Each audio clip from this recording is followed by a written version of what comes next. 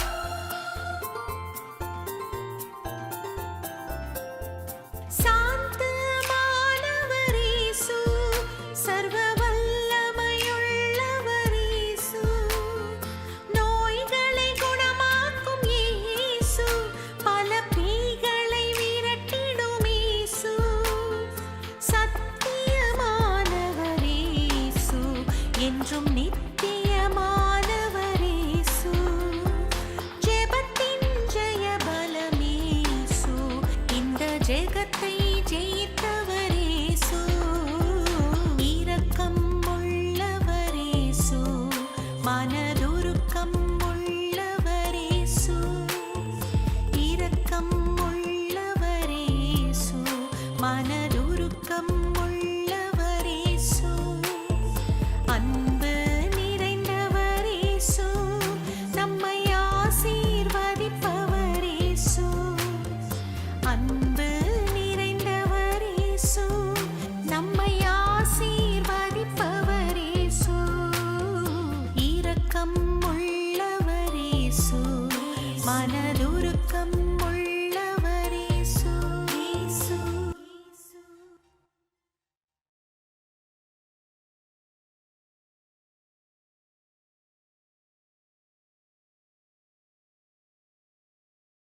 சமீபத்தில் வந்து அவர்களை நோக்கி, வானத்திலும் பூமியிலும் சகல அதிகாரமும் எனக்கு கொடுக்கப்பட்டிருக்கிறது. அல்லேலூயா. அல்லேலூயா. இப்போ இயேசு இந்த வார்த்தையை எப்போ சொல்லுகிறார் தெரியுங்களா? எந்த நேரத்தில் இந்த வசனத்தை பேசுகிறார்? மரித்து உயிர்த்தெழுந்து வந்த பிறகு என்ன சொல்கிறாரு? மரித்தார், உயிரோடு எழுந்தார். அல்லேலூயா. எழுந்து வந்த பிறகு இப்போ ஃபஸ்ட்டு வார்த்தை என்ன சொல்கிறாருன்னா, வானத்திலையும் பூமியிலும் சகல அதிகாரம் எனக்கு கொடுக்கப்பட்டிருக்கிறது. அப்போ அதுக்கு முன்னாடி யார்கிட்ட இருந்தது? இந்த உலகத்தின் அதிபதியாக பிசாசுகிட்ட இருந்தது. அப்போ இயேசு மரித்தார். அல்லேலூயா. எதுக்காக மரித்தார்? இயேசு எதுக்காக மரித்தார்? எபிரேயர் 2:14 வாசிக்கும் போது, ஆதலால் பிள்ளைகள் மாம்சத்தையும் இரத்தத்தையும் உடையவர்களாயிருக்க அவரும் அவர்களைப் போல மாம்சத்தையும் இரத்தத்தையும் உடையவரானார்.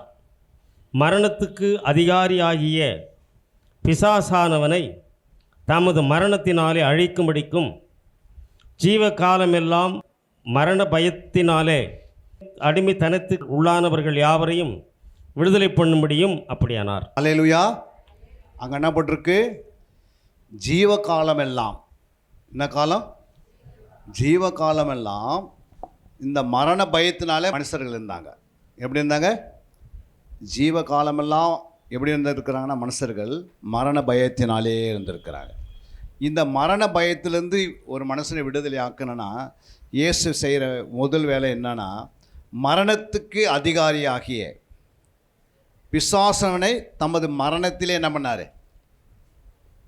மரணத்திலேயே பிசாசு என்ன பண்ணியிருக்கிறார்? அழிச்சிருக்கிறார். அல்லேலூயா. அப்போது ஒருத்தர் அழிக்கணும்னா அந்த அழிக்கும் போது அவங்க அழித்த பிறகு அவங்க மறுபடியும் உயிரோடு இருப்பாங்களா, இல்லை அவங்க இந்த உலகத்தில் வாழ்வாங்களா, வாழ மாட்டாங்களா? இப்போது ஆண்டவர் பிசாசு என்ன பண்ணியிருக்கிறாரு? அழிச்சிட்டாரு இல்லைங்களா? என்ன அழிச்சிட்டாரு? மரணத்துக்கு அதிகாரி ஆக்கிய பிசாசனவனை என்ன பண்ணியிருக்கிறாரு? தமது மரணத்திலே. பிசாசு என்பது கேரக்டர், ஆள் தத்துவம். புரியுங்களா? பிசாசுடைய சுபாவம் சொல்லலாம். ஆண்டவர் என்ன சொல்லியிருக்கிறாரு? நம்ம சொல்லியிருக்கிறாரு, பிசாசு என்ன பண்ணியிருக்கிறாரு? டைரெக்டாக என்ன பண்ணியிருக்கிறாரு? அவனுடைய தலையை என்ன பண்ணியிருக்கிறாரு? நசுக்கி இருக்கிறார். அல்லேலூயா. நசுக்கின பிறகு தான் வந்து அவர் சொல்கிறாரு, வானத்திலையும் பூமியிலையும் அதிகாரம் எனக்கு கொடுக்கப்பட்டிருக்கிறது. அப்போது இந்த வானம் யாருடையது? பூமி யாருடையது? பிதா வந்து இந்த வானத்தையும் பூமியும் யார்கிட்ட கொடுத்துட்டாரு? தன்னுடைய மகன்கிட்ட கொடுத்தாரு, தேவகுமாரனிடத்தில். அல்லேலூயா. அப்போ தேவகுமாரன்கிட்ட இப்போ என்ன இருக்குது? வானமும் பூமியும் இருக்கிறது. கொலோசர் 2:10 வாசித்து பாருங்க. மேலும் சகல துரைத்தனங்களுக்கும் அதிகாரத்துக்கும் தலைவராயிருக்கிற அவருக்குள் நீங்கள் பரிபூர்ணமுள்ளவர்களாய் இருக்கிறீர்கள். பாருங்க, இங்க என்ன சொல்றாரு? மேலும் சகல துரைத்தனங்களுக்கும் அதிகாரங்களுக்கும் தலைவராய் இருக்கிற அவருக்குள் நீங்கள், அப்படின்னா சபையார். அல்லேலூயா. நீங்கள் பன்மையில் சொல்கிறாரு, நீங்கள் பரிபூரணம் உள்ளவராய் இருக்கிறீர்கள். அல்லேலூயா. இருக்கு போகிறோம் அப்படின்னு சொல்ல. அப்போது இயேசு கிறிஸ்து இந்த பூமியில் வானத்திலே அவர் என்னவா இருக்கிறாரு? என்னவா இருக்கிறாரு? சொல்லுங்க, புரியுதா நான் சொல்கிறது? அங்கே சொல்லப்பட்டிருக்கு பாருங்கள். மேலும் சகல துரைத்தனங்களுக்கும் அதிகாரத்துக்கும் இயேசு என்னவா இருக்கிறாரு? தலைவராக இருக்கிறார். இப்போ உங்கள் வீட்டுக்காரு ஒரு கம்பெனிக்கு தலைவராக இருந்தால் அந்த மனைவி எப்படி இருப்பாங்க? நம்ம மனைவியினுடைய நிலைமை எப்படி இருக்கும்? ஒரு சொந்த உங்கள் தகப்பன் வந்து ஒரு கம்பெனிக்கு தலைவராக இருந்தால் நீங்கள் எப்படி இருப்பீங்க? இப்போ இயேசு எப்படி இருக்கிறாரு? எதுக்கு தலைவராக இருக்கிறாரு? சகல துரைத்தனங்களுக்கும் சகல அதிகாரத்துக்கும். அல்லேலூயா. இப்போ சகல துரைத்தனத்துக்குன்னு அப்படின்னா என்ன அர்த்தம்? சகல துரைத்தனங்கள் அப்படின்னா என்ன அர்த்தம்? யாருன்னா தெரியுதா இது? இயேசு வந்து சகல துறைதனங்களுக்கும் அதிகாரங்களுக்கும் அவர் என்னவா இருக்கிறாரு? அப்போ துறைதனம் என்ன அப்படின்னா, இந்த உலகத்தில் 3 துறை இருக்கிறது. இந்தியாவில் எத்தனை துறை இருக்குது? என்னென்ன துறை இருக்குது? பின்னாடி யாராவது நல்லா படித்தவங்க, என்னென்ன துறை இருக்குமா? மருத்துவத்துறை இருக்குது. 3 துறை தான் இருக்குது. மத்திய துறை, மாநில துறை, தனியார் துறை. இதுக்கு மேலே ஏதாவது இருக்குதா? இந்த 3 இடத்துல யாராவது ஒருத்தர் வேலை செய்வாங்க. இப்போ நான் வந்து எங்கே வேலை செய்தேன்னா மத்திய துறையில் வேலை செய்தேன். அல்லேலூயா. இப்போ நீங்கள் எங்கே வேலை செய்யணும்னு கேட்டால் சிலவங்க கவர்மெண்ட்டில் வேலை செய்கிறாங்கன்னு சொல்லுவாங்க. அவங்க எங்கே மாநில துறையில் வேலை செய்கிறாங்க. சிலவங்க என்ன பண்ணுவாங்க, சில கம்பெனியில் வேலை செய்வாங்க. அவங்க எங்கே வேலை செய்கிறாங்க? கம்பெனியில் வேலை செய்கிறாங்க. அது எதை குறிக்கிறது? தனியார் துறையை குறிக்கிறது. இப்போ இந்த 3 துறை தனத்துக்கும், இந்த 3 துறை தனங்கள் எங்கே இருக்கிறது? ஒவ்வொரு கண்ட்ரியில் இருக்கிறது. அல்லேலூயா. எந்த கண்ட்ரியில் போனாலும் இந்த 3 சிஸ்டம் எங்கேயுமே இருக்கும். இதுக்கு மீறி ஏதாவது இருக்குதா? இருக்குதாம்மா? சொல்லுங்கள், நீங்கள் சொல்லுங்கள். இல்லை. இந்த எல்லா துறைதனத்துக்கும் ஏசன்னா இருக்கிறாரு, தலைவராக இருக்கிறார். அவர் மீறி எதுவுமே நடக்காது. அல்லேலூயா.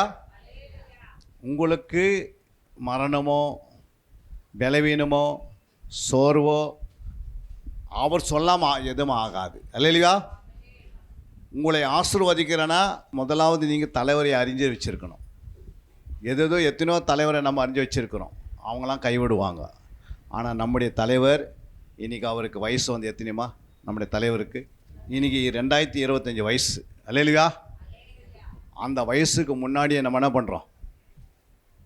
நம்ம வயசு சொன்னால் கூட அவர் பேர் சொல்லாமல் நம்ம வயசுக்கு என்ன இல்லை, எண்ணிக்கை கிடையாது. அல்லேலூயா. கிபி உங்களுடைய வயசு கேட்டால் எந்த வருஷத்தில் நீ பிறந்தனா நீ கிபி சொல்லி தான் என்ன பண்ணணும்? கிறிஸ்துக்கு பின் சொல்லி உங்கள் வயசை சொல்லணும். அந்த கிறிஸ்துக்கு பின் சொல்லாது யாருக்குன்னா வயசு சொல்ல முடியுமா? முடியாது. அந்த அளவுக்கு நம்முடைய தேவன் எல்லா துறைதனங்களையும் என்ன பண்ணிட்டார்? தன்னுடைய கரத்தில் பிடுங்கிட்டார். அல்லேலூயா. அதே போல் இந்த உலகத்தில் 3 அதிகாரம் இருக்கிறது. என்னென்ன அதிகாரம் இருக்குது? நீங்கள் படித்து சுற்றி வரைங்க. இந்த பூமியில் ஆண்டவர் உங்களை முன்னறிந்து முன்குறிக்கப்பட்டு, தாயின் கருவில் நீங்கள் முன்குறிக்கப்பட்டு கர்த்தர் உங்களை என்ன பண்ணியிருக்கிறாரு? வெளியே கொண்டு வந்திருக்கிறாரு. கர்த்தர் உங்களை அழைச்சிருக்கிறாரு, தெரிந்து கொண்டிருக்கிறாரு, உங்களை நீதிமானம் ஆக்கியிருக்கிறாரு, உங்களை உண்மையிலெல்லாம் கொண்டு வந்து சபையில் உட்கார வச்சிருக்கிறாரு. புரியுங்களா? அப்போது இவ்வளோ பெரிய ஞானத்தை ஆண்டு கொடுத்தவர் இந்த உலகத்தில், புரியுதுங்களா, இந்த உலகத்தில் இப்போ நாம் அவருடைய ஆசீர்வாதத்தை பரிபூர்ணமாக என்ன பண்ணியிருக்கணும்? பெற்றுக்கொள்ள வேண்டும். ஏன் பெற்றுக்கொள்ளாமல் இருக்கிறோம்? அதுக்கு என்ன காரணம்? அதே மாதிரி அதிகாரங்கள்லாம் யாருக்கிட்ட இருக்குது? அவர் சொல்கிறார், வானத்திலையும் பூமியிலையும். அப்போ சகல அதிகாரம் எனக்கு கொடுக்கப்பட்டாச்சுன்னா, அப்போ ஒரு பக்கம் துறை தானே சொன்னேன், மத்திய துறை, மாநில துறை, தனியார் துறை. இது கீழே பல டிபார்ட்மெண்ட் இருக்கும். இப்போ சொன்னார் பாருங்கள் ஐயா, மருத்துவத்துறை, காவல்துறை அப்படின்லாம் என்னென்னு சொன்னார்ல, இதெல்லாம் கீழே இருக்கிற ஒரு பாற்று இது. அல்லேலூயா. ஆனால் இப்போது அதிகாரத்துக்கும் அவர் தலைவராக இருக்கிறான்னா, இந்த பூமியில் 3 அதிகாரம் இருக்குது. என்னென்ன அதிகாரம் இருக்குது? குறிப்பிட்ட மனுஷனிடத்தில் அந்த அதிகாரம் இருக்கும். யார்கிட்ட அந்த அதிகாரம் யார்கிட்ட இருக்குது? ஒன்று, நீதித்துறைக்கிட்ட வந்து ஒரு அதிகாரம் இருக்கும். புரியுங்களா? எந்த ஒரு மனுஷனையும் உள்ளே கொண்டு போய் போடுவதுக்கு என்ன இருக்குது? அவங்களுக்கு மரண தண்டனை கொடுக்குற வரைக்கும் அவங்களுக்கு என்ன இருக்குது? அதிகாரம் இருக்குது. அந்த சீட்டில் அவங்க உட்காந்துட்டாங்கன்னா அவங்களுக்கு மரண தண்டனை கொடுக்க முடியும். அல்லேலூயா. ஒரு 2வது அதிகாரம் அரசியல்வாதிகிட்ட கொடுத்துருக்கிறார் ஆண்டவர். யாருக்கிட்ட? அரசியல்வாதிகிட்ட கூட என்ன இருக்குது? அதிகாரம் இருக்குது. ஒரு ஏரோது ராஜா ஒரு பேதுரை கொண்டு போய் என்ன பண்ண முடியும்? ஜெயிலில் போட முடியும். முடியுமா முடியாதா? முடியுமா முடியாதா? ஒரு ஊழியக்காரை கொண்டு போய் திடீர்னு என்ன பண்ண முடியும்? நீ இந்த தவறு செய்து கொண்டு போய் உள்ளே தள்ள முடியும். புரியுதுங்களா? அப்போ அதிகாரம் யாருக்கிட்ட இருக்குது? அரசியல்வாதிகிட்டையும் இருக்கிறது. 3வது அதிகாரம் யாருக்கிட்ட இருக்குது? போலீஸ் துறைக்கிட்ட அதிகாரம் இருக்குது. என்ன துறை? அவங்கக்கிட்டே அதிகாரம் இருக்குது. அவங்க கூட என்ன பண்ண முடியும்? ஒரு மனுஷன் தனியாக பிடிக்க முடியும். புரியுங்களா? இப்போ இந்த 3 பேர்கிட்ட தான் அந்த அதிகாரம் இருக்கும். எத்தனை பேர்கிட்ட? இந்த அதிகாரத்துக்கு நீ பயப்படாத இருக்கணும் அப்படின்னா ஒரே ஒரு வார்த்தையை ஆண்டவர் நன்மை செய்ய சொல்கிறாரு. தானியேல் அந்த அதிகாரத்துக்கு யாருக்குமே என்ன பண்ணல, மதிக்கலை. சட்டத்தை மீறி தேவ சமூகத்தில் போய் என்ன பண்ணுறான், அவன் ஜெபிக்கிறான். அல்லேலூயா. சட்டம் என்ன சொல்லுது?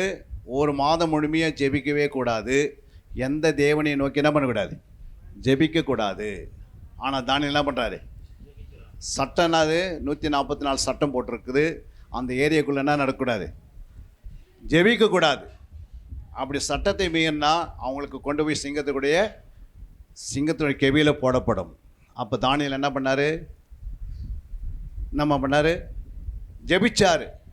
3 வேளையும் ஜெபிச்சார். எப்படி ஜெபிச்சார்? எல்லாரும் தெரியும் மாதிரி ஜெபிச்சார். அல்லேலூயா. தானியேலும் ஒரு நம்மை போல, அவருக்கும் நமக்கு எப்படி ரத்தம் ஓடுது, அவருக்கும் அவன் ரத்தம் ஓடுது. அவரும் தேவனுடைய பிள்ளை, நாமும் தேவனுடைய பிள்ளை. அவருக்கு எவ்வளோ பெரிய தைரியம் எப்படி வந்தது, நமக்கே வரமாட்டேன் அப்படின்னா, நம்ம இன்னும் ஆண்டவர் அறிகிற அறிவு, நம்ம ஆண்டவரை மேல் நோக்கி தான் மேலோடு பார்க்குறோம். ஆனால் தானியேல் எப்படி பார்த்தாராம் ஆண்டவரை? எப்படியா பார்த்தாரு? நீங்கள் ஒருத்தர் எப்படி பார்க்குறீங்க? ஆண்டவரை நீங்கள் எப்படி பார்க்குறீங்க சொல்லுங்கம்மா. ஒரு மனுஷன் மாதிரி பார்க்குறீங்களா? ஆனால் தானியேல் எப்படி பார்த்தாரு தெரியுமா? தேவனுடைய இருதயத்தை பார்த்து ஜெபம் பண்ணார். அல்லேலூயா. தேவனுடைய இருதயத்தில் என்ன இருக்குதுன்று தானியேல் அறிந்து கொண்டு தான் ஜெபம் பண்ணுறாரு. ஒருத்தருடைய இருதயத்தை அறிந்தால் தான் கண்ணீரே வரும் ஜெபத்தில். ஒருத்தருடைய இருதயத்தை அறிந்தால் தான் அவங்க கலக்கத்தோடு ஜெபம் பண்ணுவாங்க, புலம்பலோடு ஜெபம் பண்ணுவாங்க, ரொம்ப என்ன பண்ணுவாங்க, வியாக்குலத்தோடு ஜெபம் பண்ணுவாங்க. ஆனால் அவங்கள இருதயத்தை அறியாமல் நீ ஜெபம் பண்ணனா சாதாரணமே ஜெபம் பண்ணுவாங்க. அதனால் அந்த ஜெபத்துக்கு பதில் இல்லைன்னு சொல்ல, ஆனால் அதை காட்டிலும் மேலான ஜெபை இருதயத்தை அறிந்து ஜெபிக்கிறது. அல்லேலூயா. அது வெகு வேகமாக பலன் உண்டாகுது. இருதயத்தை அறிந்து ஜெபம் பண்ண நாள் தள்ளாது. அல்லேலூயா. அப்போ பாருங்கள், நீங்கள் இந்த மாதிரி ஒரு அதிகாரத்துக்கு 3 பேர்கிட்ட இந்த அதிகாரம் இருக்குது. இந்த அதிகாரத்துக்கு தலைவர் யார்? யார் தலைவர்? அரசியல் துறைக்கு ஒரு தலைவர் இருக்கலாம், ஒருத்தர் இருக்கிறாங்க. பூரா இந்தியாவுக்கு சுற்றி ஒருத்தர் இருக்கிறாங்க. புரியுங்களா? அந்த தலைவருக்கு மேலே யார் நிற்கிறது? இயேசு தான் நிற்பார். அல்லேலூயா. ஏன்னா எல்லா அதிகாரம் அவர்கிட்ட இருக்குது. ஒரு மனுஷனை கீழே தள்ளவும் முடியும், அவனை உட்கார வைக்க முடியும், அவனை என்ன பண்ண டிஸ்மிஸ் பண்ண முடியும், அவங்கள இவ்வளோ நாள் தான் நீ இருக்க முடியும் சொல்லி ஆண்டவர் தீர்மானம் எடுத்ததை அந்த வேலை முடிச்சிடுறாங்க. எத்தனை வருஷம் அவர் இருக்கிறன்னு புரியுதுங்களா? யார்கிட்ட இருக்குது? தேவனுக்கிட்ட இருக்குது. அல்லேலூயா. ஏன்னா எல்லா அதிகாரம் அவர் எல்லாமே ஒன்று இந்த பூமியில் என்ன பண்ணாது. புரியுங்களா? ஆண்டவர்கிட்ட என்னென்ன அதிகாரம் இருக்குது? ஒரு சுனாமியை கொண்டு வரதுக்கு அதிகாரம் இருக்குது. ஒரு பூமி அதிர்ச்சியை கொண்டு வந்து பூமியை முற்றிலும் என்ன பண்ண முடியும், உள்ளவர்கள் அடிப்பதற்கு என்ன இருக்குது, அதிகாரம் இருக்கிறது. ஒரு சோதம் பட்டணத்தை அடிப்பதற்கும் அதிகாரம் இருக்குது. ஒரு நினைவு பட்டணம் காப்பாற்றுறதுக்கும் அதிகாரம் இருக்கிறது. புரியுதுங்களா? இந்த அதிகாரம்லாம் இவங்ககிட்ட கிடையாது. அல்லேலூயா. ஒரு பேதுருவை ஒரு சின்ன ஒரு சபையார் ஜெபம் பண்ணும் போது வாசிக்கும் அந்த வசனத்தை, அப்போஸ்தலர் 12:5 வாசிக்கும் போது, அப்படியே பேதுரு சிறைச்சாலையிலே காக்கப்பட்டிருக்கையில் சபையார் அவனுக்காக தேவனை நோக்கி ஊக்கத்தோடு ஜெபம் பண்ணினார்கள். அப்போ என்ன பண்ணியிருக்கிறாங்க? 12:5 ஊக்கமான ஜெபம், ஊக்கமான ஒரு ஜெபம். சிறைச்சாலையில் யார் இருக்கிறது? பேதுரு இருக்கிறாரு. பேதுரு யார்? ஒரு அப்போஸ்தலன். ஆண்டவர் தான் அவருக்கு அப்பாயின்மெண்ட் கொடுத்தாரு. 6:13 ஆண்டவர் அப்பாயின்மெண்ட் கொடுக்கிறார் பேதுருக்கு அப்போஸ்தலன் என்ற பட்டத்தை. லூக்கா 6:13 வாசிங்க. பொழுது விடிந்த போது அவர் தம்முடைய சீசர்களை வரவழைத்து அவர்களில் 12 பேரை தெரிந்து கொண்டு அவர்களுக்கு அப்போஸ்தலர்கள் என்று பெயரிட்டார். பாருங்க, இன்னும் அவங்க சீசருக்கே தகுதி இல்லை, ஆனால் ஆண்டவர் என்ன பண்றாரு? அப்பாயின்மெண்ட் முதல் கொடுக்கிறாரு. அல்லேலூயா. ஏன் ஆண்டவர் முதல்ல அப்பாயின்மெண்ட் கொடுக்கணும்? நம்ம நாட்டில் யாராவது ஒரு டீச்சரை ட்ரைனிங்கே முடிக்கல, அவங்களுக்கு டீச்சர் ட்ரைனிங்க்கு ஒரு அப்பாயின்மெண்ட் கொடுக்க முடியுமா? ஆனால் ஆண்டவர் என்ன பண்ணுறாரு? இன்னும் இவங்க 3 வருஷத்துல இன்னும் பூரண சீசனே கிடையாது. எல்லாமே எப்படி இருக்கிறாங்க? சின்ன வார்த்தை சொன்னாலும் தாங்க முடியாத விட்டு ஓடுறவங்களா இருக்கிறாங்க. அப்படியே பட்டலுக்கு ஆண்டவர் என்ன கொடுக்குறாரு? அப்போஸ்தலன் என்ற பட்டத்தை என்ன பண்ணுறாரு? அவங்களுக்கு கொடுக்குறாரு. புரியுதுங்களா? அதே போல் இந்த பூமியிலையும் சில பெரிதான ஒரு குடும்பங்களில் ஒரு ராஜாவுக்கு ஒரு பிள்ளை பிறக்குதுன்னா, அந்த குழந்தை பிறக்கும் போதே அந்த ராஜா என்ன பண்ணிடுறாரு? அந்த குழந்தைய பார்த்து என்னம்மா சொல்கிறாரு? என்ன சொல்கிறாரு? நீ ஒரு ராஜாவாக இருக்கிற, உனக்கு ஒரு குழந்தை பிறகுது, அந்த குழந்தைக்கு என்ன பண்ண? இளவரசன் சொல்ல மாட்டியா? அதுவும் ஒரு ராஜா தான். அப்பாயின்மெண்ட்டு முதல் கிடைக்குது, ஆனால் ராஜாவாகிறதுக்கு 20 வருஷம் ஆகலாம், 15 வருஷம் ஆகலாம். அதுபோல் ஆண்டவர் நமக்கு இந்த பூமியில் நம் மனம் திரும்பும் போது நமக்கு மணவாட்டி என்று ஒரு பட்டத்தை கொடுக்குறாரு. ஏன்னா நமக்கு மணவாளன் யார்? இயேசு. ஆனால் நம்ம ஒன்றும் மணவாட்டிக்கு தகுதி ஆகலை, இன்னும் கிறிஸ்துக்கு குழந்தையாகவே உட்காந்துருக்கிறோம். புரியுதுங்களா? அப்போ குழந்தைங்களுக்கு என்ன தெரியாது? மணவாளனுடைய அதிகாரம் தெரியாது. அதனால் மணவாளன்கிட்ட ஒரு பொருள் வாங்கணுன்னா, கொடுக்கணுன்னா, அவர் ஒரு மணவாட்டினுடைய ஸ்தானத்துக்கு வரும்போது தான் கொடுக்குறாரு. அல்லையா? அதுக்கு நீங்கள் பிரயாசப்படும் போது, வாஞ்சிக்கும் போது ஆண்டு கொடுக்க ஆரம்பிச்சிடுறாரு. ஆனால் அது வரைக்கும் நீ குழந்தையாகவே இருந்தனா உனக்கு ஏற்ற மாதிரி என்ன பண்ணுவார்? எப்படி ஒரு தாய் தன் பிள்ளைகளுக்கு எது கேட்டாலும் கொடுக்கறதில்ல. புரியுங்களா? ஒரு சாக்லேட் கொடுத்தா போதும், அதுலேயே அது சந்தோஷப்படும். அதை மாதிரி இன்றைக்கி கிறிஸ்துக்குள் சில பிள்ளைகள் குழந்தையாக இருக்கனால, ஏன் குழந்தையாக இருக்குன்னா வேதத்தில்னா இல்லை, அவங்களுக்கு வளர்ச்சி இல்லை. ஆவிக்குரிய வளர்ச்சி இருந்தால் தான் கர்த்தர் என்ன பண்ணுவார்? மேன்மையாக நம்மளை வைப்பார். ஆண்டவர் நம்ம எப்படி வைப்பார்? மேன்மையை வைத்து மேலானவைகளே கொடுப்பார். மேலானவைகளே நாம் நாடுவோம், மேலானவைகளே நாம் தேடுவோம், மேலானவைக்காகவே இந்த பூமியில் வாழ்வோம். அல்லேலூயா. அப்போ இதெல்லாம் எதுக்கு சொல்ல வரேன்னா, வானத்திலும் பூமியிலும் சகல அதிகாரம் யார் கொடுக்கப்பட்டிருக்கு? ஏசப்பா கொடுக்கப்பட்டாச்சு. அல்லேலூயா. அதான் அங்கே வாசிக்கிறோம். அப்போஸ்தலர் 12:5 வாசித்தோம். அப்படியே பேதுரு சிறைச்சாலையில் காக்கப்பட்டிருக்கையில் சபையார் அவனுக்காக என்ன பண்ணியிருக்கிறாங்க? ஊக்கத்தோடு ஜெபம் பண்ணினார்கள். தேவனை நோக்கி ஊக்கத்தோடு ஜெபம் பண்ணினார்கள். நம்ம அந்த ஜெபத்தை பண்ணணும் இந்த பட்டணத்துக்காக. அல்லேலூயா. ஏரோது அவனை வெளியே கொண்டு வரும்படி குறித்திருந்த நாளுக்கு முந்தின நாள் ராத்திரியிலே பேதுரு 2 செங்கலினாலே கட்டப்பட்டு 2 சேவகர் நடுவே நித்திரை பண்ணி கொண்டிருந்தான். அல்லேலூயா. ஆமென். அப்போ 2 சேவருக்கு நடுவே என்ன பண்ணியிருந்தான்? தூங்கிட்டு இருந்தார். நித்திரை பண்ணி கொண்டிருந்தான்.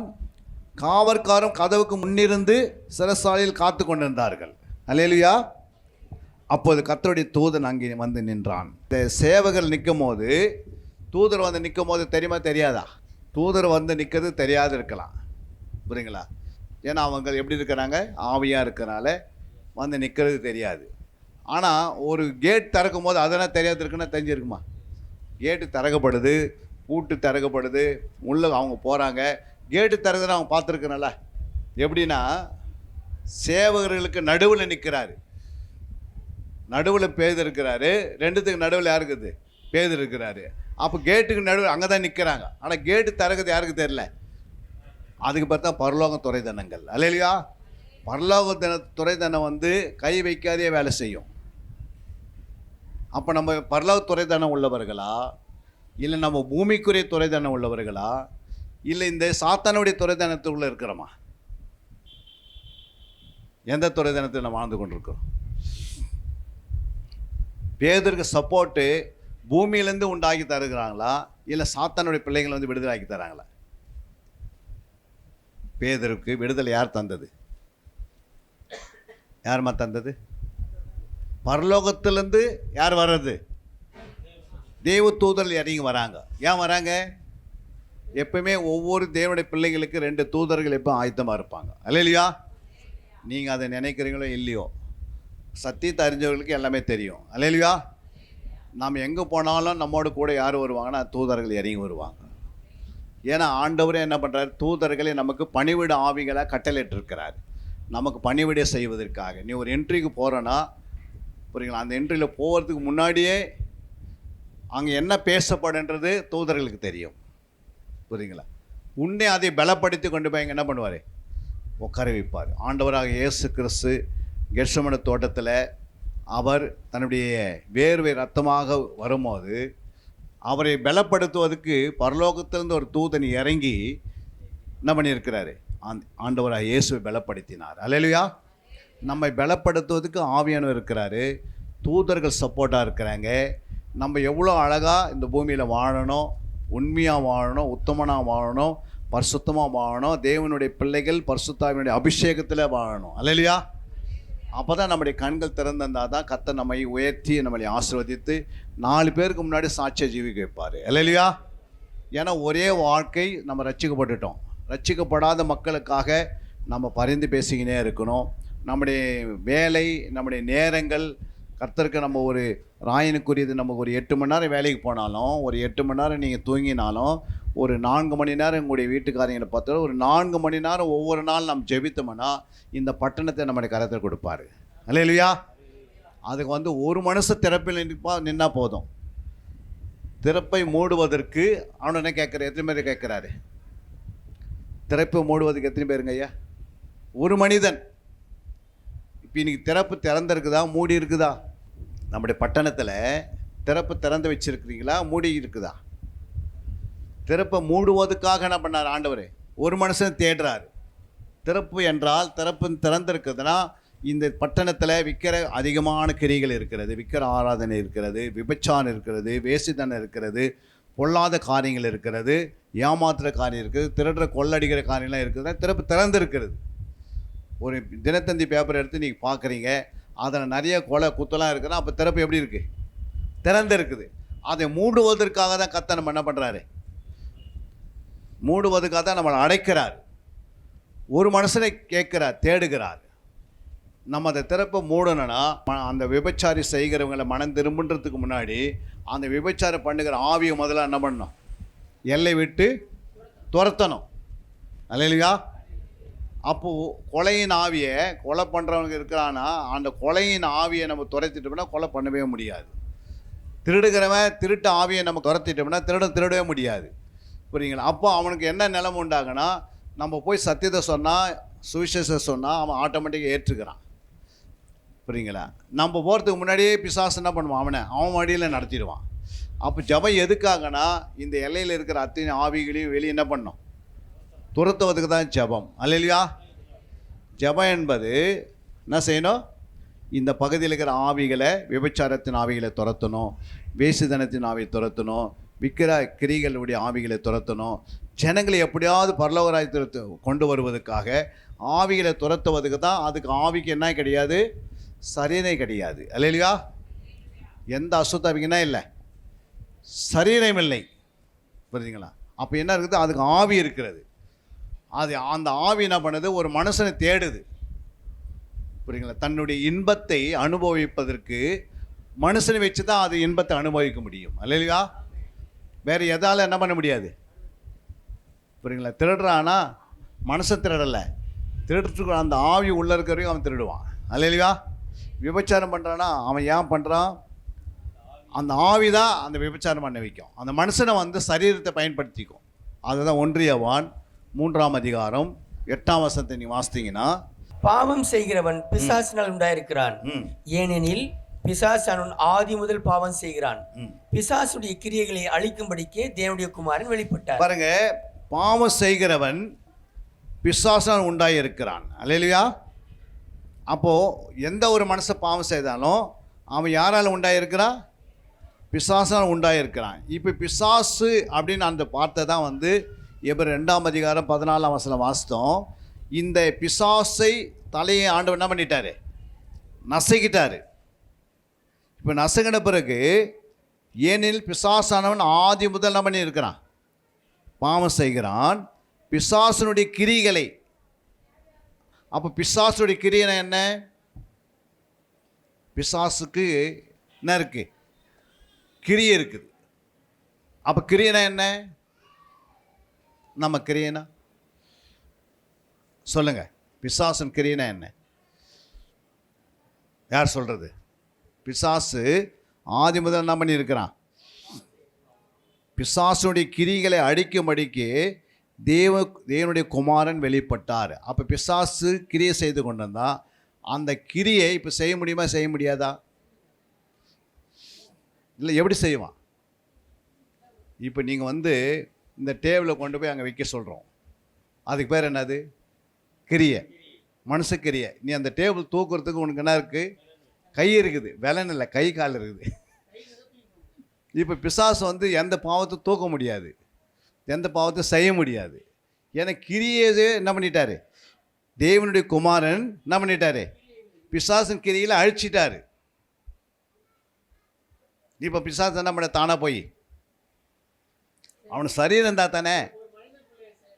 அப்போ ஒரு மனுஷனை தேடுகிறான். புரியுங்களா? ரட்சிக்கப்பட்ட மனுஷர்கள் ஏன் மறுபடியும் பாவம் செய்கிறாங்க?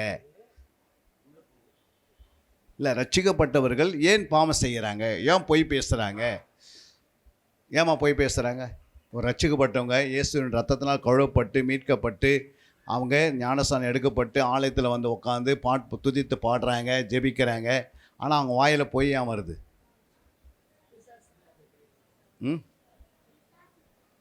ஏன் பொய் பேசுகிறாங்க அப்படின்னா அவங்களுடைய லிங்க் வந்து பொய் ஏன் பேசுகிறாங்கன்னா அவங்க யாராவது துன்மார்க்கனோடோ இல்லை பாவிகளோடோ இல்லை பரியாசகரத்தில் இந்த 3 பேர் யார்கிட்ட லிங்க் அதிகமாக இருக்கும்.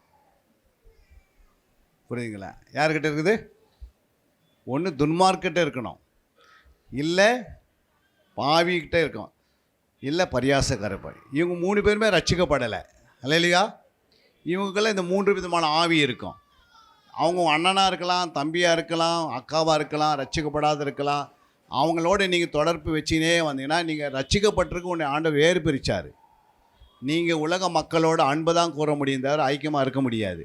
ஆனால் நம்முடைய ஐக்கியம் ரட்சிக்கப்படாத மக்களோட நீ வச்சினே இருந்தீங்கன்னா உங்களுடைய வாழ்க்கையில் எப்படி ஒரு கொரோனா ஒருத்தர்கிட்ட இருக்குது, அவங்கக்கிட்ட நீ பழகிறன்னா கொரோனா தொத்தாதா? இல்லைங்க, அவர் அண்ணன் இருக்கிற அண்ணன் நான் தொத்த மாட்டேன், அக்காவா அப்படின்னு அப்படி சொல்லுமா?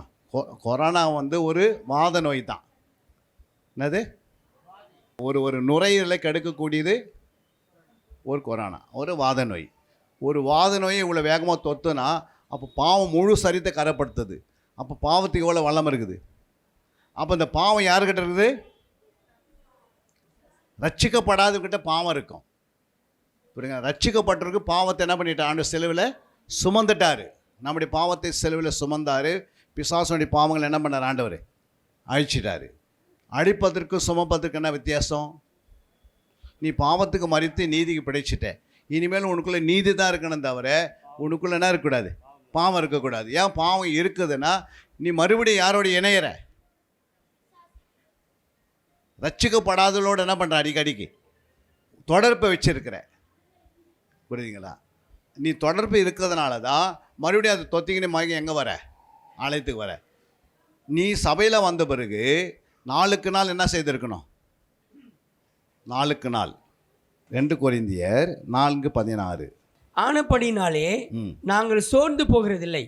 எங்கள் புறம்பான மனுஷனானது அழிந்தும் உள்ளான மனுஷனானது நாளுக்கு நாள் புதிதாக்கப்படுகிறது. அல்லேலூயா. இப்போ இங்கே என்ன சொல்கிறார் பவுல்? என்ன சொல்கிறாரு? சபைக்கு என்னம்மா சொல்கிறாரு? நாங்கள் சோர்ந்து போகிறதில்லை. ஏன் சோர்ந்து போகிறதில்லை? புறம்பான மனுஷன் அழியிறான். புறம்பான மனுஷன் என்ன பண்ணுறான்? நமக்குள்ளே 2 மனுஷன் இருக்கிறான். ஒன்று சரீர மனுஷன், இன்னொன்று ஆவிக்குரிய மனுஷன். புரியுதுங்களா? இந்த ஆவிக்குரிய மனுஷன் உள்ளே இருக்கிறான், சரீர மனுஷன் வெளியே இருக்கிறான். ஆனால் நாளுக்கு நாள் சரீர மனுஷனா இன்னும் நாளுக்கு நாள் புதிதாக்கப்படும். இல்லை, வெளியே இருக்கிற மனுஷன் புறம்பான மனுஷன் நாளுக்கு நாள் புறம்பான மனுஷன் அழியணும்.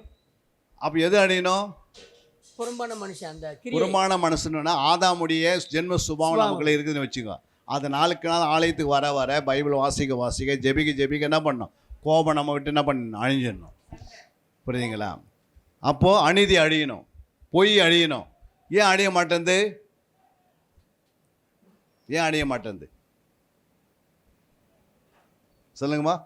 பிசாசன் கிரிகளை ஆண்டவர் அடிக்கிறார்னா எப்படி அழிச்சாரு? கொண்டு போய் அப்படியே கையில் அவனை பிசாசை பிடிச்சி எதுவுமே நரகத்தில் தள்ளினாரா? என்ன பண்ணார்? சிலுவையில் அவருடைய வார்த்தையினால் அடிக்கிறாரு. அல்லேலூயா. வார்த்தை இருக்குது பாருங்கள், அதுக்கு வல்லமை இருக்குது. அல்லேலூயா. அப்போது அதே வார்த்தை வசனத்தை வச்சு நம்மளுடைய உள்ளே இருக்கிற சுபாவங்களே நம்ம அழிச்சிடறோம். புரியுங்களா? வசனம் உள்ளே போகலன்னா, மாத்திரை உள்ளே போகலாம் என்ன பண்ணாது? அப்போது மாத்திரைக்கே வியாதி போக்குற குணம் இருக்குன்னா அப்போ பாவத்தை போக்குற குணம் ஆண்டோடைய வார்த்தைக்கு இருக்கமா இருக்காதா? அப்போ அந்த வார்த்தை எங்கே போய் கலக்கணும்? ஆண்டோடைய வார்த்தை எங்கம்மா கலக்கணும்? யோர்தான் நதியில் கலக்கணுமா? நம்ம இருதயத்தை கலக்கணுமா? இருதயத்தில் தான் என்ன இருக்குது? 17 பாவம் இருக்கிறது. எத்தனை பாவம் அப்படின்னு கலாத்தியர் 5ஆம் அதிகாரத்தில் போய் நம்ம வாசிக்கிறோம். கலாத்தியர் 5ஆம் அதிகாரம் 17 வாசிங்க. மாம்சம் ஆவிக்கு விரோதமாகவும் ம் ஆவி மாம்சத்துக்கு விரோதமாகவும் இச்சிக்கிறது. நீங்கள் செய்ய வேண்டுமென்றிருக்கிறவைகளை செய்யாதபடிக்கு இவைகள் ஒன்றுக்கொன்று விரோதமாயிருக்கிறது.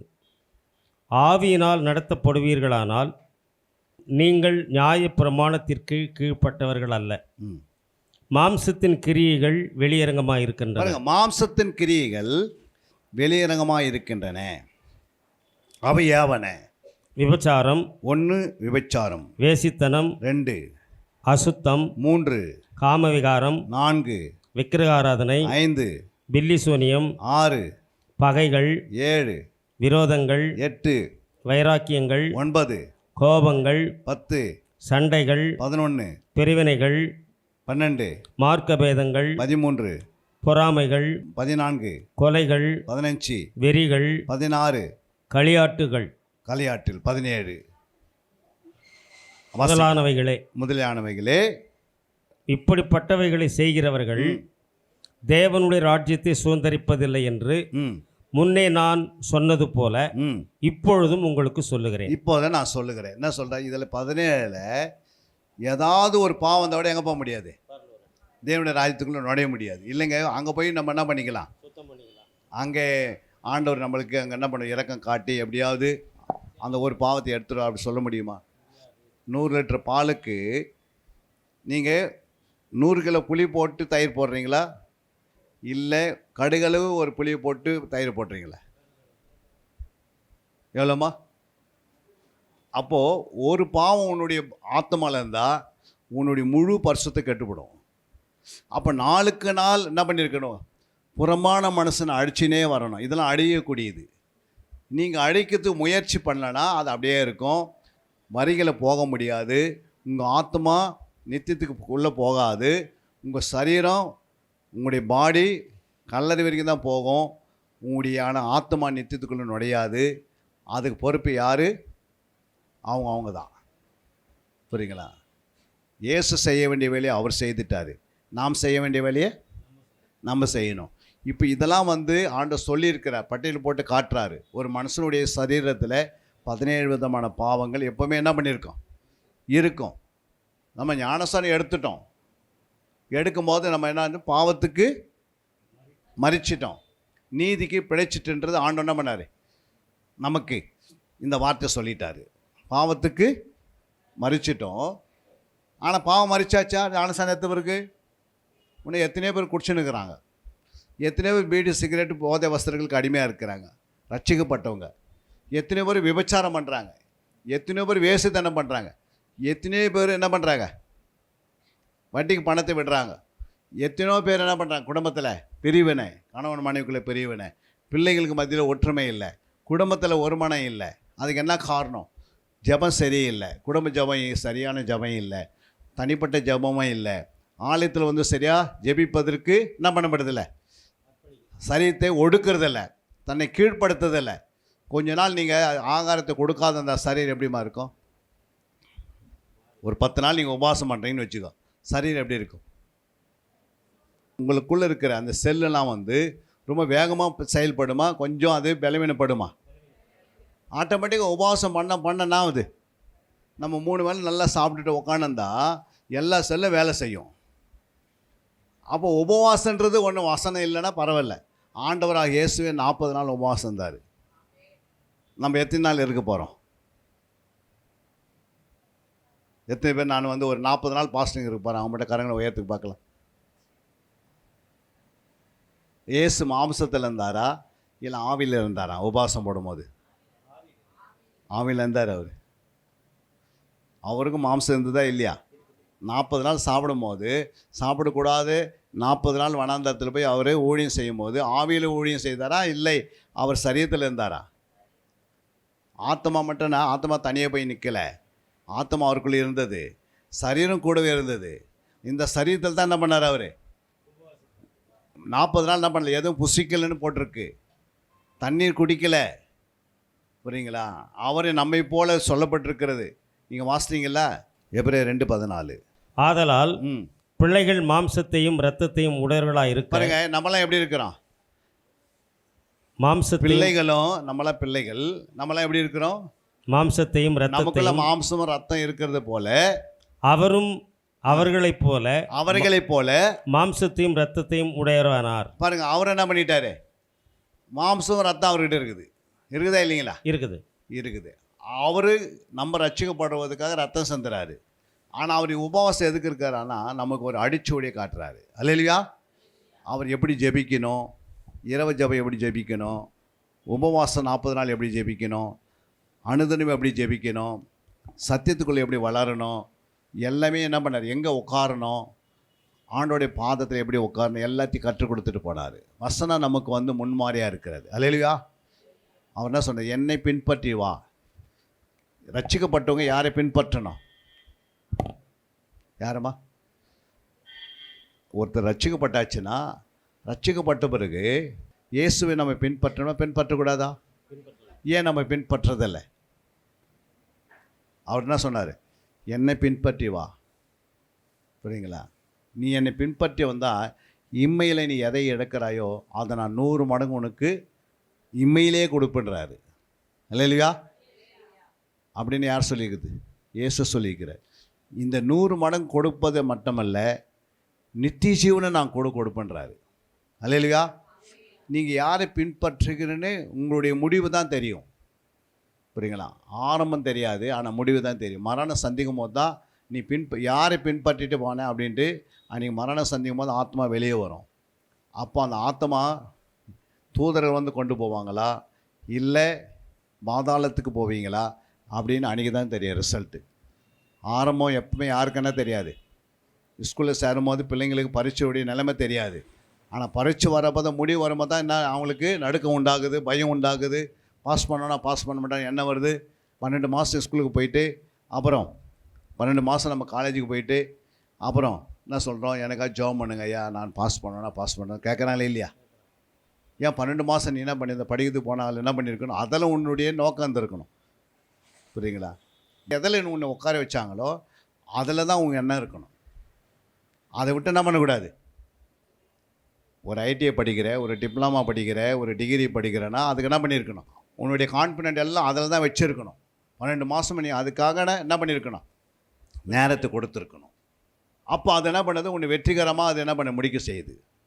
அல்லேலூயா. அப்போ ஆண்டவருடைய பிள்ளையாக இருந்தால் நமக்கு ஆண்டவர் கொடுக்க வேண்டிய நேரம், ராயனுக்கு கொடுக்க வேண்டியது ராயனுக்கும், தேவனுக்குரியது தேவனுக்கு. ஒரு நாளைக்கு 2 ஹவர் 40 நிமிஷம் நம்ம யாரை கொடுத்துடணும்? தேவனுக்கு கொடுக்கணும். அந்த 2 ஹவர் 40 நிமிஷம் நீ கொடுத்துனே வந்தால் தான் உங்களுடைய வாழ்க்கையில் முன்னேற்றம் வரும். இருக்கிற எல்லாம் 24 மணி நேரம் நீங்கள் உலகத்துக்கு கொடுத்துட்டிங்கன்னா வரிகள் ஆத்மா போகாது. நரகம் என்பது ஒரு சாதாரண இடமா இருந்தால் சாத்ராக்கு மேஷாக்கு ஆபேகனோ போட்டாங்களா, அந்த மாதிரி அக்னி இருந்தால் தப்பிச்சிடலாம். இந்த அக்னியில் புழு என்ன பண்ணாது? புழு என்ன பண்ணாதுமா? சாகாது. அப்போ அந்த புழுவே சாகாதுன்னா அப்படி எப்படியாப்பட்ட புழுவாக இருக்குது யோசிச்சு பாருங்கள். அது எப்படியாப்பட்ட அக்னியாக இருக்குது யோசிச்சு பாருங்க. அப்படியே என்ன பண்ண தத்தளிக்கும். அந்த நரகத்துக்கு நம்ம போகக்கூடாதுன்னு தான் இயேசு இந்த பூமிக்கு வந்தார். நம்ம ரட்சிக்கப்பட்டுட்டோம். ஆனால் ரட்சிக்கப்பட்டு ரட்சிப்பு நிறைவேற பிரயாசப்படலை அப்படின்னா, அந்த ரட்சிப்பு முடிவு வரைந்து நிலைத்து இல்லைன்னா நிச்சயமாக ஒரு நாள் மரணம் சந்திக்கும். அந்த நாள் உங்களுடைய ஆத்மா நரகத்தில் போய் விழுந்துடும். அங்கே யாரும் உனக்கு உதவி செய்யறதுக்கு ஆளுவே வரமாட்டாங்க. அல்லையா? இங்கே உனக்கு உதவி செய்யறதுக்கு நாங்கள் சென்னையிலேருந்து வரலாம், ஐயா வேறு இடத்துலேருந்து வரலாம், உங்கள் மேய்ப்பர் இருக்கிறாரு. இந்த இடத்துல நீங்கள் உருவாகிடணும். அதுக்கு நீங்கள் தான் எடுக்கணும் முயற்சி. பாவம் தானே என்ன பண்ணாது? வெளியோ தன் பாவங்களை மறைக்கிறவன். ஆனால் அவங்க என்ன பண்ணணுமா? அறிக்கை செய்யணும். என்னென்ன சுபாவம் இருக்குதோ நீ அறிக்கை செய்துனே இருக்கணும். ஆண்டவருக்கு தெரிவிச்சுனே இருக்கணும். ஆண்டவரே, இந்த பாவம் ஏன் போகலை? எனக்கு ஏன் இந்த சுபாவம் எதிர்த்து பேசுகிற சுபாவம் வருது அடிக்கடிக்கு? என் தாயை நான் அடிக்கடிக்கு எதிர்த்துறேன், என் தகப்பனை எதிர்த்து பேசுகிறேன், நான் போகிற இடத்துல எதிர்க்கிறேன். இந்த சுபாவத்திலேருந்து என்னை விடுதலையாக்குன்னு நீங்கள் கேட்டு அதற்காக என்ன பண்ணணும்? நீங்கள் முயற்சி எடுக்கணும்.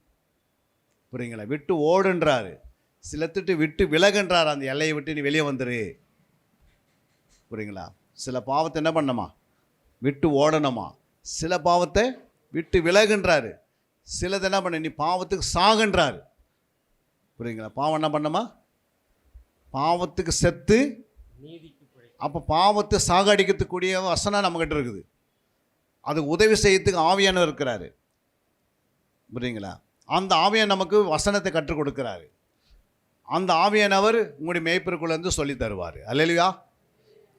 அப்போ இதெல்லாம் நீங்கள் முயற்சி எடுக்கலை அப்படின்னா மரணம் சந்தித்த பிறகு இந்த சரீரமானது இன்னைக்கு நான் 3 கிலோவில் பிறந்தேன். எத்தனை கிலோ? என் தாயின் வயிற்றுலேருந்து பிறந்து வெளியே வரும்போது எத்தனை கிலோமா ஒரு மனுஷனுக்கு? ஒரு குழந்தை எத்தனை கிலோ இருக்கும்? மினிமம் 2.5-3 கிலோ இருக்கும். இன்றைக்கி நான் 3 கிலோ, நான் 95 கிலோ இருக்கிறேன். எவ்வளோ இருக்கிறேன்? இந்த 95 கிலோ வரத்துக்கு யார் காரணம்? நான் இந்த சரீரத்தை நான் நேசித்துனே இருந்தேன். எப்போல்லாம் நான் பட்டினா இருந்தேனோ நானே ஓடி போய் சாப்பிட்டேன். அல்லேலூயா. ஏன்னா நான் நேசிக்கிறதுனால தான் நான் தலை வாடுறேன், நான் நேசிக்கிறதுனால தான் முகத்தை கழுவுறேன், நான் நேசிக்கிறதுனால தான் சாப்பிட்றேன். எனக்கு இந்த சரீரம் வேண்டாம்னு சொல்லுங்க பாருங்கள், காவால் படுத்துருப்பாங்க, எங்கன்னா விழுந்து கெடுப்பாங்க. ஏன்னா அவங்க அந்த சரீரத்தை என்ன பண்ணுறதில்ல, இப்போது நேசிக்க மாட்டாங்க. அது போதை வசனம் போட்டு அதே என்ன பண்ணுறாங்க, அதை பிசாசுக்கிட்ட கொடுத்துட்டாங்க. இப்போ பிசாசுக்கிட்ட சரீரத்தை வெளியே கொண்டு வரணும், ஆலயத்துக்கு கொண்டு வரணும்னா அந்த பிசாசை துரத்தினா தான் அவன் என்ன பண்ணுவான், அந்த காவால் படுத்துனுக்கிறவன் எங்கே வருவான்? எழுந்து நம்மக்கிட்ட வருவான். சில ஆளுங்க நம்மளே அவங்ககிட்ட போய் படுத்துனுக்கிறாங்க. அல்லேலூயா. அவங்கக்கிட்டே போய் சேர்ந்துடுறாங்க. பாவத்தை மேற்கொள்வதற்கு தேவன் நமக்கு என்ன பண்ணார்? அவர் செய்து முடிச்சிட்டாரு. ஆனால் நம்ம வசனத்தை வச்சு என்ன பண்ணணும்? பரிசுத்தம் ஆயினே இருக்கணும். அதான் சொன்னார், புறம்பான மனுஷனை நாளுக்கு நாள் அடையணும், ஆனால் உள்ளான மனுஷன் நாளுக்கு நாள் புதிதாக்கப்படனா வளரணும்.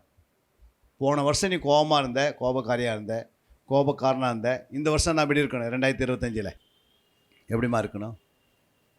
போன வருஷம் 100% கோபக்காரியாக இருந்தேன், இந்த வருஷம் 200% இருப்பியா? போன வருஷம் தோட்டத்தில் கனி இல்லை, மரத்தில் பார்க்குறாரு, கோடாலி கீழே வைக்கப்பட்டிருக்கிறது. இந்த வருஷம் கவனிப்பார், கனி இருக்குதா இல்லையான்னு டிசம்பர் மாதம் வரைக்கும் பார்ப்பார். கனி இல்லைன்னா என்ன பண்ணுவார்? வெட்டுண்டா கனியில் போடப்படும். புரியுங்களா? ஏன் அப்படின்னா அது என்ன பண்ணுது, ஆலயத்திலிருந்து அது ஒரு மரமாக இருக்குது, அதில் கனி இல்லை, மற்ற மரங்களை என்ன பண்ணோம், மற்ற செடிகளை என்ன பண்ண கெடுத்துரும். அதனால் ஆண்டவர் என்ன பண்ணுவார், அவங்கள தூக்கிறாரு. அல்லேலூயா. ஏன்னா மரணமும் ஜீவனம் யாருக்கிட்ட இருக்குது? தலைவர்கிட்ட இருக்குது. அவரே உயிர்த்ததிலும் அவரே ஜீவனமாக இருக்கிறாரு. மரணம் அவர் சொல்லாமல் உங்களுக்கு மரணம் வராது. அவர் என்னைக்கு சொல்கிறாரோ நீதிமானுக்கு தன்னுடைய மரணத்தில் நம்பிக்கை உண்டு. துன்மார்க்கனுக்கோ அவரை விட்டு விலகிறவர்களுக்கோ மரணத்தில் நம்பிக்கை இருக்காது. திடீர்னு அடிச்சுட்டு போயினே இருப்பாங்க. புயல் வர என்ன பண்ணோம், புயலில் மாட்டிப்பாங்க. புரியுதுங்களா? ஆனால் நீதிமானாக நீ இருந்தீங்கன்னா அவருடைய ரத்தத்தில் கழுவப்பட்ட எல்லாமே யார்? நீதிமான். 1 கொரிந்தியர் 6:11 வாசிக்கிறோம், அவருடைய ரத்தத்தினால் கழுவப்பட்டவர்கள் எல்லாம் நாம் நீதிமானாக இருக்கிறோம், நாம் பரிசுத்தவான்களாக இருக்கிறோம். வாசிங்க. உங்களில் சிலர் இப்படிப்பட்டவர்களாக இருந்தீர்கள், ஆயினும் கர்த்தராகிய இயேசுவின் நாமத்தினாலும் நமது தேவனுடைய ஆவியினாலும் கழுவப்பட்டீர்கள், பரிசுத்தமாக்கப்பட்டீர்கள், நீதிமான்களாக்கப்பட்டீர்கள். அல்லேலூயா. அல்லேலூயா. பாருங்க, உங்களில் சிலர் இப்படிப்பட்டவளாக இருந்திருக்கு. எப்படி இருந்தீங்கன்னா மேலே அதனுடைய லிஸ்ட்டு போட்டு காட்டுறாரு ஆண்டவர், எப்படிலாம் இருந்த வாழ்க்கையிலன்னு. இப்படிங்களா? எப்படி இருந்தோம்? மேலே என்ன திருடனும், பொருளாசைக்காரனும், வெறியனும், உதாசீனரும், கொள்ளைக்காரரும் தேவனுடைய ராஜ்யத்தை சுதந்தரிப்பதில்லை. 9ஆம் வசனம் சொல்லுகிறது, அநியாயக்காரர் தேவனுடைய ராஜ்யத்தை சுதந்தரிப்பதில்லை என்று அறியீர்களா? வஞ்சிக்கப்படாதிருங்கள். வேசி மார்க்கத்தாரும், விக்கிரக ஆராதனைக்காரரும், விபச்சாரக்காரரும், சுயப்புணர்ச்சிக்காரரும், ஆண் புணர்ச்சிக்காரரும், திருடரும், பொருளாசைக்காரரும், வெறியரும், உதாசீனரும், கொள்ளைக்காரரும் தேவனுடைய ராஜ்யத்தை சுதந்தரிப்பதில்லை. இப்போ இந்த லிஸ்ட்டு போட்டு காட்டுறாரு. இப்படிப்பட்டவளாக இருந்திருக்குன்னு எங்கே சொல்கிறாரு? 11. உங்களில் சிலர், சிலர் தான் சொல்கிறாரு, எல்லாரையும் கிடையாது. சிலர் இப்படிப்பட்டவளாக இருந்தீர்கள், ஆயினும் கர்த்தராகிய இயேசுவின் நாமத்தினாலும் தேவனுடைய ஆவியினாலும் கழுவப்பட வேண்டும். புரியுங்களா? பரிசுத்தமாக்கப்பட்டிருக்கிறீர்கள், நீதிமானாக்கப்பட்டிருக்கிறீர்கள். அப்படின்னா என்ன? படப்போரும் சொல்ல நம்ம அவருடைய நாமத்தினாலேயும் அவருடைய ஆவினாலும் நம்ம கழுவப்பட்டுட்டோம். இப்போ நம்ம நீதிமானாக ஆகிட்டோம், நம்ம பரிசுத்தம் ஆகிட்டோம். நீங்கள் எப்போ வந்தாலும் ஆலயத்துக்கு நான் ஒரு பரிசுத்தவான், நான் ஒரு நீதிமான், அந்த எண்ணம் நமக்கு இருக்கணும். அல்லேலூயா. எந்த எண்ணம் இருக்கணும்? நான் ஒரு பரிசுத்தவான், நான் என்ன பண்ணக்கூடாது, போய் பேசக்கூடாது. இப்படி ஒரு சுபாவம் வந்தால் என்னை விட்டு என்ன பண்ணிடணும், அழிச்சிடணும். ஆண்டவரே இந்த சுபாவத்தை என்ன பண்ணுங்க, நீ வசனத்தை அனுப்பி குணமாக்கிடுங்கப்பா, என்னை விடுதலை ஆக்கிடுங்கப்பா. புரியுதுங்களா? அப்படி ஆண்டுகிட்டே நம்ம கேட்டுக்கினே இருந்தோம்னா, ஒரு பாத்திரத்தை நீங்கள் கழுவினே இருந்தால் அந்த பாத்திரம் எப்படி இருக்கும் எப்போவுமே. அந்த மாதிரி நம்ம பாத்திரத்தை நம்ம என்ன செய்யணும், நமக்குள்ள 3 பாத்திரம் இருக்குது. என்ன பாத்திரம்? நம்மள எத்தனை பாத்திரம் இருக்குது? 1 ஆவி இருக்கிறது, அது ஒரு பாத்திரம். 2வது ஆத்மா இருக்குது, அது ஒரு பாத்திரம். 3வது சரீரம் ஒரு பாத்திரம். புரியுங்களா? நடு மையத்தில் இருக்கிறது ஆத்மா. புரியுங்களா? எப்படி ஒரு மாமியாரும் ஒரு மருமகளும் ஒரு கணவனும். கணவன் என்பது சரீரம், மாமியார் என்பது ஆவி, மருமகள் என்பது யார்? ஆத்மா. புரியுங்களா? மருமகன் சொல்கிறாங்க நீ என் வார்த்தை தான் கேட்கணுன்றாங்க, மாமியார் சொல்கிறாங்க நீ என் வார்த்தை தான் கேட்கணும். அப்போ யார் அது கேட்குறது? எல்லாமே ஆத்மா தான் சென்டர் பகுதி. அப்போ நம்முடைய ஆத்மா என்ன செய்யணும்? நம்முடைய ஆத்மா சென்டர் பகுதியாக இருக்கிறதுனால ஆவி என்ன பண்ணுது, ஆத்மா இழுக்குது. சரீரம் என்ன பண்ணுது, ஆத்மா இழுக்குது. நம்ம 2க்கு நடுவில் என்ன பண்ணுறோம்? அதனால தான் சொல்கிறேன், நீங்கள் ஆவிக்குரிய செய்யணும்னு ஆசைப்படுறீங்க. ஆவி மாம்சத்துக்கு விரோதமாகவும் மாம்சம் ஆவிக்கு விரோதமாகவும் என்ன பண்ணுது, எப்பவும் விரோதமாக பகையாக இருக்கிறது. புரியுங்களா? சரீரம் சொல்லுது போய் படுத்துக்கின்றது, ஆனால் ஆவி சொல்லுது கொஞ்சம் போய் என்ன பண்ணு, ஒரு அதிகாரத்தை வாசித்து கொஞ்சம் உன்னை பலப்படுத்திக்கின்றது. சரீரம் சொல்லுது நம்ம போய் அப்படி சுற்றி பார்த்துட்டு வரலாம், கொஞ்சம் இயற்கையெல்லாம் என்ன பண்ணிக்கலாம். யாக்கோபுடைய மகள் என்ன பண்ணாங்க, கொஞ்சம் இயற்கையெல்லாம் அப்படியே சுற்றி கொஞ்சம் டூரிஸ்ட் போய் அப்படியே என்ன பண்ணலாம், ஒரு ஊரை சுற்றிட்டு வந்தலாம் அப்படின்னு போச்சு. போன நிலைமை என்ன ஆயிடுச்சு, அந்நிய நுகத்தில் பிணைக்கப்பட்டு யாக்கோபுடைய வாசனையே அவங்க என்ன பண்ணிட்டாங்க, மகன் என்ன பண்ணிட்டாங்க, வெளியே கொண்டு வந்துட்டாங்க. புரியுங்களா? அவங்க எங்கே போனாங்க, டூரிஸ்ட்காக போனாங்க. யாக்கோபுடைய மகள், கடைசி மகள். அல்லேலூயா. அப்போ நம்ம இந்த பூமியில் இந்த உள்ளே இருக்கிற மனுஷனுக்கு நீங்கள் நேரத்தை அதிகமாக கொடுக்கணும். சரீரத்துக்காக என்ன பண்ணணும், நேரத்தை குறைக்கணும். அவங்களுக்குள்ள தான் ஆவியானவர் வேலை செய்கிறான்னு அர்த்தம். உங்களுக்கு நிறைய நேரம் சரீரத்துக்கு நீங்கள் கொடுத்துன்னு இருக்கிறீங்க, ஆனால் ஆத்மாவுக்கு நீங்கள் கொடுக்கல அப்படின்னா உங்களுக்குள்ள ஆவியானவர் இல்லைன்னு அர்த்தம். அல்லேலூயா. அப்போ நீங்கள் ஆவி உனக்கு முக்கியமா, ஆத்மா முக்கியமா, சரீரம் முக்கியமா, இன்ஜின் முக்கியமா, பெட்டி முக்கியமானு கேட்குறேன். பஸ்ஸில் இன்ஜின் இருக்குது, ப்ளஸ்ஸு உட்கார சீட் இருக்குது. இதில் எது முக்கியம்? இன்ஜின் முக்கியமா, சீட்டு முக்கியமாம்மா? ஆத்மா தான் இன்ஜினாக வேலை செய்யுது. ஆத்மா சொல்லாமல் நீங்கள் எங்கேயுமே போக முடியாது. புரியுங்களா? சரீரம் என்பது தானாகவே செயல்படாது. புரியுங்களா? சரீரம் செயல்படணுன்னா ஆத்மா கோமா ஸ்டேஜுக்கு போயிட்டு பாருங்கள். கோமா ஸ்டேஜுக்கு யாரும் போயிட்டாங்கன்னா அவங்க ஆத்மா வெளியே போகிறதுனால தான் அவங்க சரீரத்தில் என்ன பண்ணுறதில்ல, அவங்க கண்ணு திறந்தால் கண்ணு திறந்துனே தான் இருக்கும். அது என்ன பண்ண முடியாது, மூட முடியாது. ஏன்னா ஆத்மா எங்கே போயிடுச்சு, வெளியே போயிடுச்சு. புரியுங்களா? அந்த வெளியே இருக்கிற ஆத்மா மறுபடியும் உள்ள நுழைஞ்சால் அவங்களுக்கு உயிர் கட்சி என்ன பண்ணிவிடுவாங்க, மறுபடியும் எழுந்து நிற்பாங்க, பேசுவாங்க. ஆத்மா இல்லாத என்ன பண்ண முடியாது, பேச முடியாது. மிருகங்களுக்கு ஆத்மா இல்லாதனால தான் அதனால் பேசாது, கத்தும் சத்தம் விடும், ஆனால் என்ன பண்ணாது, பேசாது. ஆத்மா ஜாயின் பண்ணால் தான் பேசும்.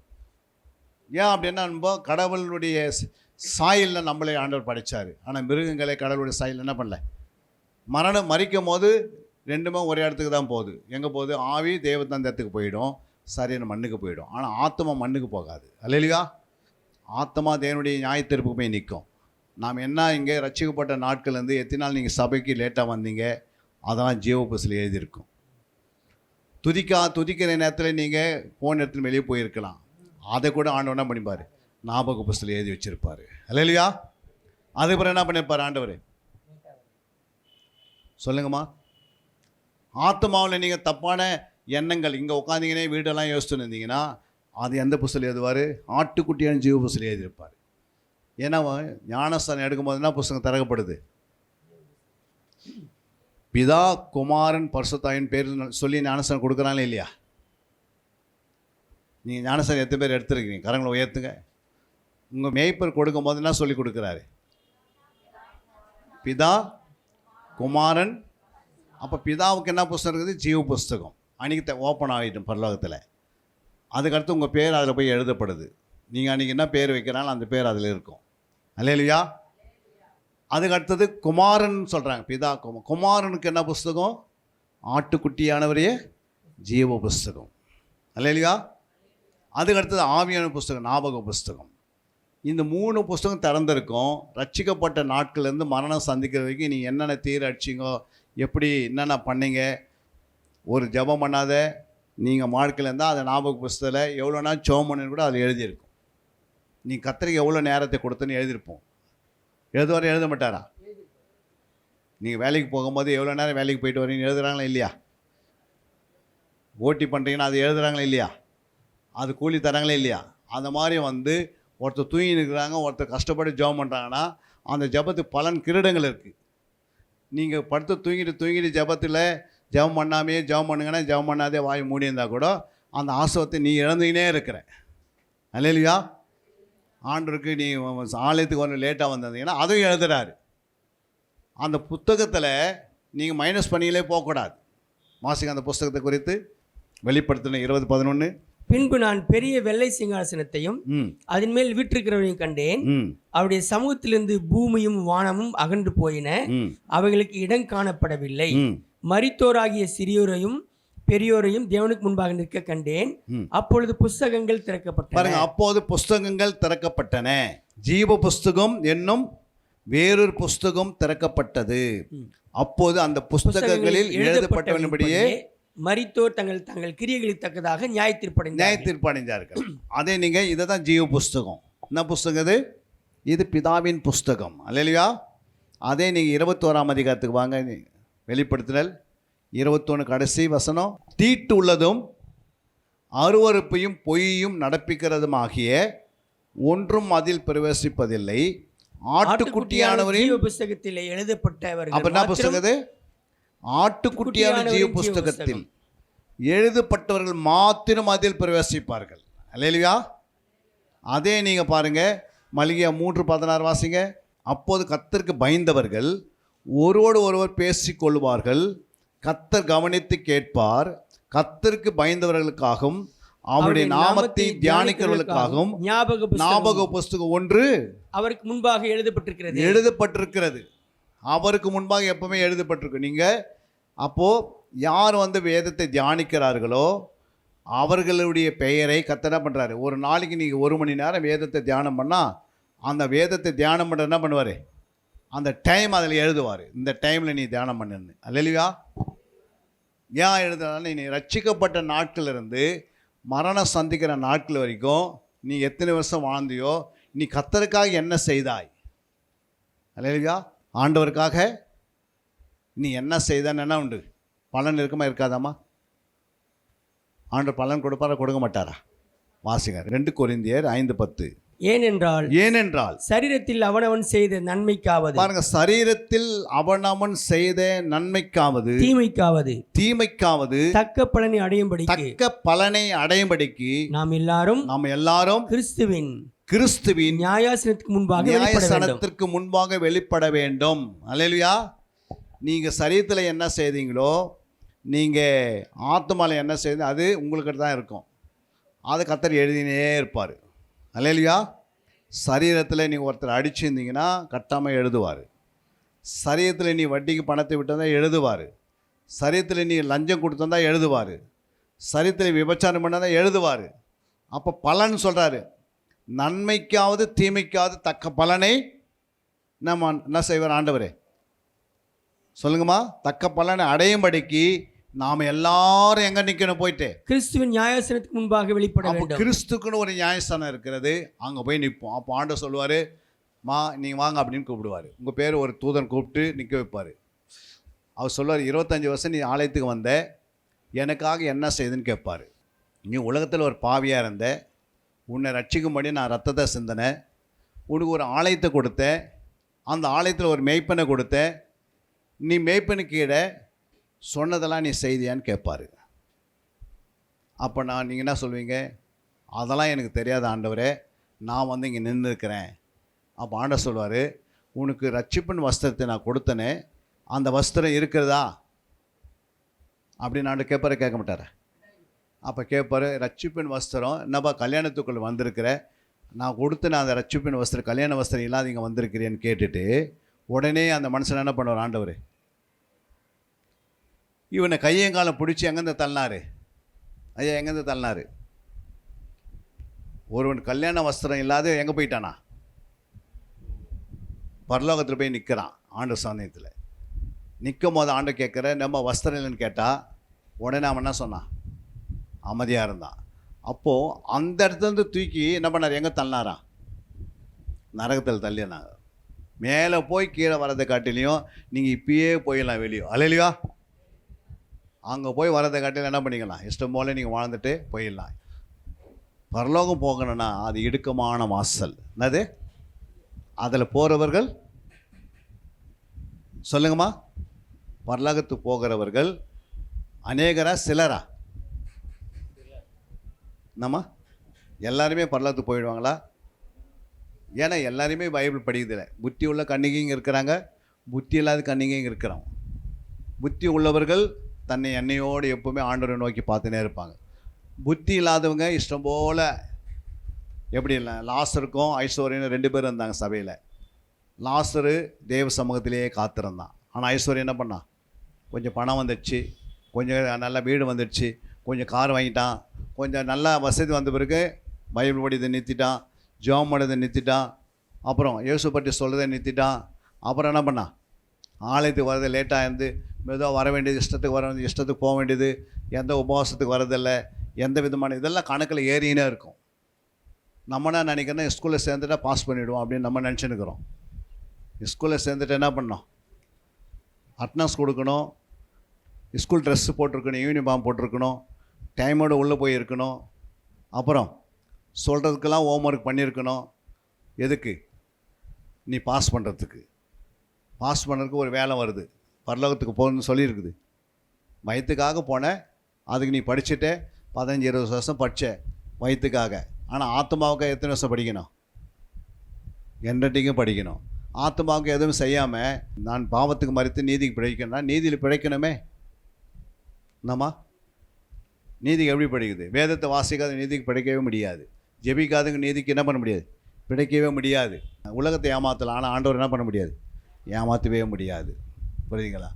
அதனால தான் ஆண்டவர் சொன்னார் பாருங்கள். ஒன்று அங்கே மத்தேயு என்ன சொல்கிறாரு, மத்தேயுல 7ஆம் அதிகாரம் 12 வாசிக்கலாம். ஆதலால் மனுஷர் உங்களுக்கு எவைகளை செய்ய விரும்புகிறீர்களோ அவைகளை நீங்களும் அவர்களுக்கு செய்யுங்கள். இதுவே நியாயப்பிரமாணமும் தீர்க்க தரிசனங்களும் ஆம். இடுக்கமான வாசல் வழியாய் உட்பிரவேசியுங்கள். கேட்டுக்கு போகிற வாசல் விரிவும் வழி விசாலவுமாய் இருக்கிறது, அதன் வழியாய் பிரவேசிக்கிறவர்கள் அநேகர். ஜீவனுக்கு போகிற வாசல் இடுக்கமும் வழி நெருக்கமுமாய் இருக்கிறது, அதை கண்டுபிடிக்கிறவர்கள் சிலர். பாருங்க என்ன சொல்கிறாரு, ஜீவனுக்கு போகிற வாசல் எப்படி இருக்குமா, இடுக்கமும் வழி நெருக்கமாக இருக்கிறது, அதை கண்டுபிடிக்கிறவர்கள் சிலர். அல்லேலூயா. அதுக்கு ஆண்டவர் சொல்கிறா பாருங்க, அங்கே கூப்பிட்டு கேட்குறா பாருங்க, மார்க் 8:34.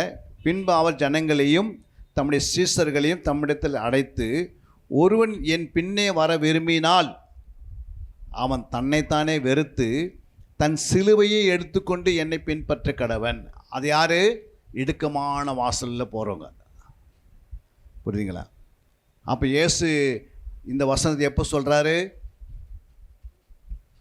இந்த வசனத்தை எப்போமா சொன்னார் இயேசு? பின்பு அவர் ஜனங்களையும் தம்முடைய சீசர்களையும் தம்மிடத்தில் அழைத்து, ஒருவன் என் பின்னே வர விரும்பினால்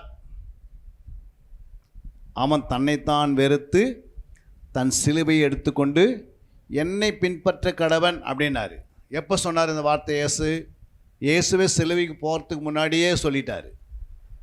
யோசித்து பாருங்கள், சிலுவை என்றால் மரணத்துக்கு அந்த சிலுவை ஒருத்தருக்கு மரண தண்டனை கொடுக்கணும்னா அவங்க எதை பயன்படுத்துவாங்க? சிலுவையை பயன்படுத்துவாங்க. சிலுவை என்னாவது மரணம். அதில் தான் ஒருத்தர் என்ன பண்ணோம், சிலுவையில் ஏற்றுவாங்க. புரியுங்களா? அப்போ அந்த மரணத்தை உண்டாக்குற ஒரு சிலுவையை, புரியுதுங்களா, எப்படி தூக்கி சுமக்க முடியும் நம்மளால்? நீங்கள் ரோட்டில் போகிறீங்க, எல்லாரும் ஒரு தூக்கு கயிறு எடுத்துக்கு நம்மளையே நடந்து போனால் என்ன சொல்லுவாங்க? நம்மளை பார்த்து பைத்தியக்காரன்னு சொல்லுவாங்க. சொல்லணும்னு சொல்ல மாட்டேன். அப்போது ஒரு சிலுவை என்பது அந்த காலகட்டத்தில் மரண தண்டைக்கு சிலுவை தான் பயன்படுத்துவாங்க. ஆனால் பாருங்கள், அதே சிலுவையை, சாபத்தின் சிலுவையை இயேசு சுமந்ததுனால என்ன சிலுவையை மாறுது? சாபத்தின் சிலுவை என்ன சிலுவை மாறிச்சு? சொல்லுங்கம்மா. நம்முடைய சாபத்தை சிலுவையில் அவர் என்ன பண்ணிட்டாரு? சுமந்துட்டார். இப்போ நம்ம என்ன மாறிட்டோம்? சாபம் நம்மளை விட்டு போயிடுச்சு. நம்ம சுமக்க வேண்டியதை அவர் சுமந்துட்டார். புரியுங்களா? இப்போ நம்ம சுமக்கணுமா சிலுவையை?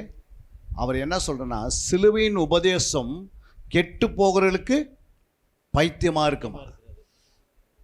புரியுங்களா?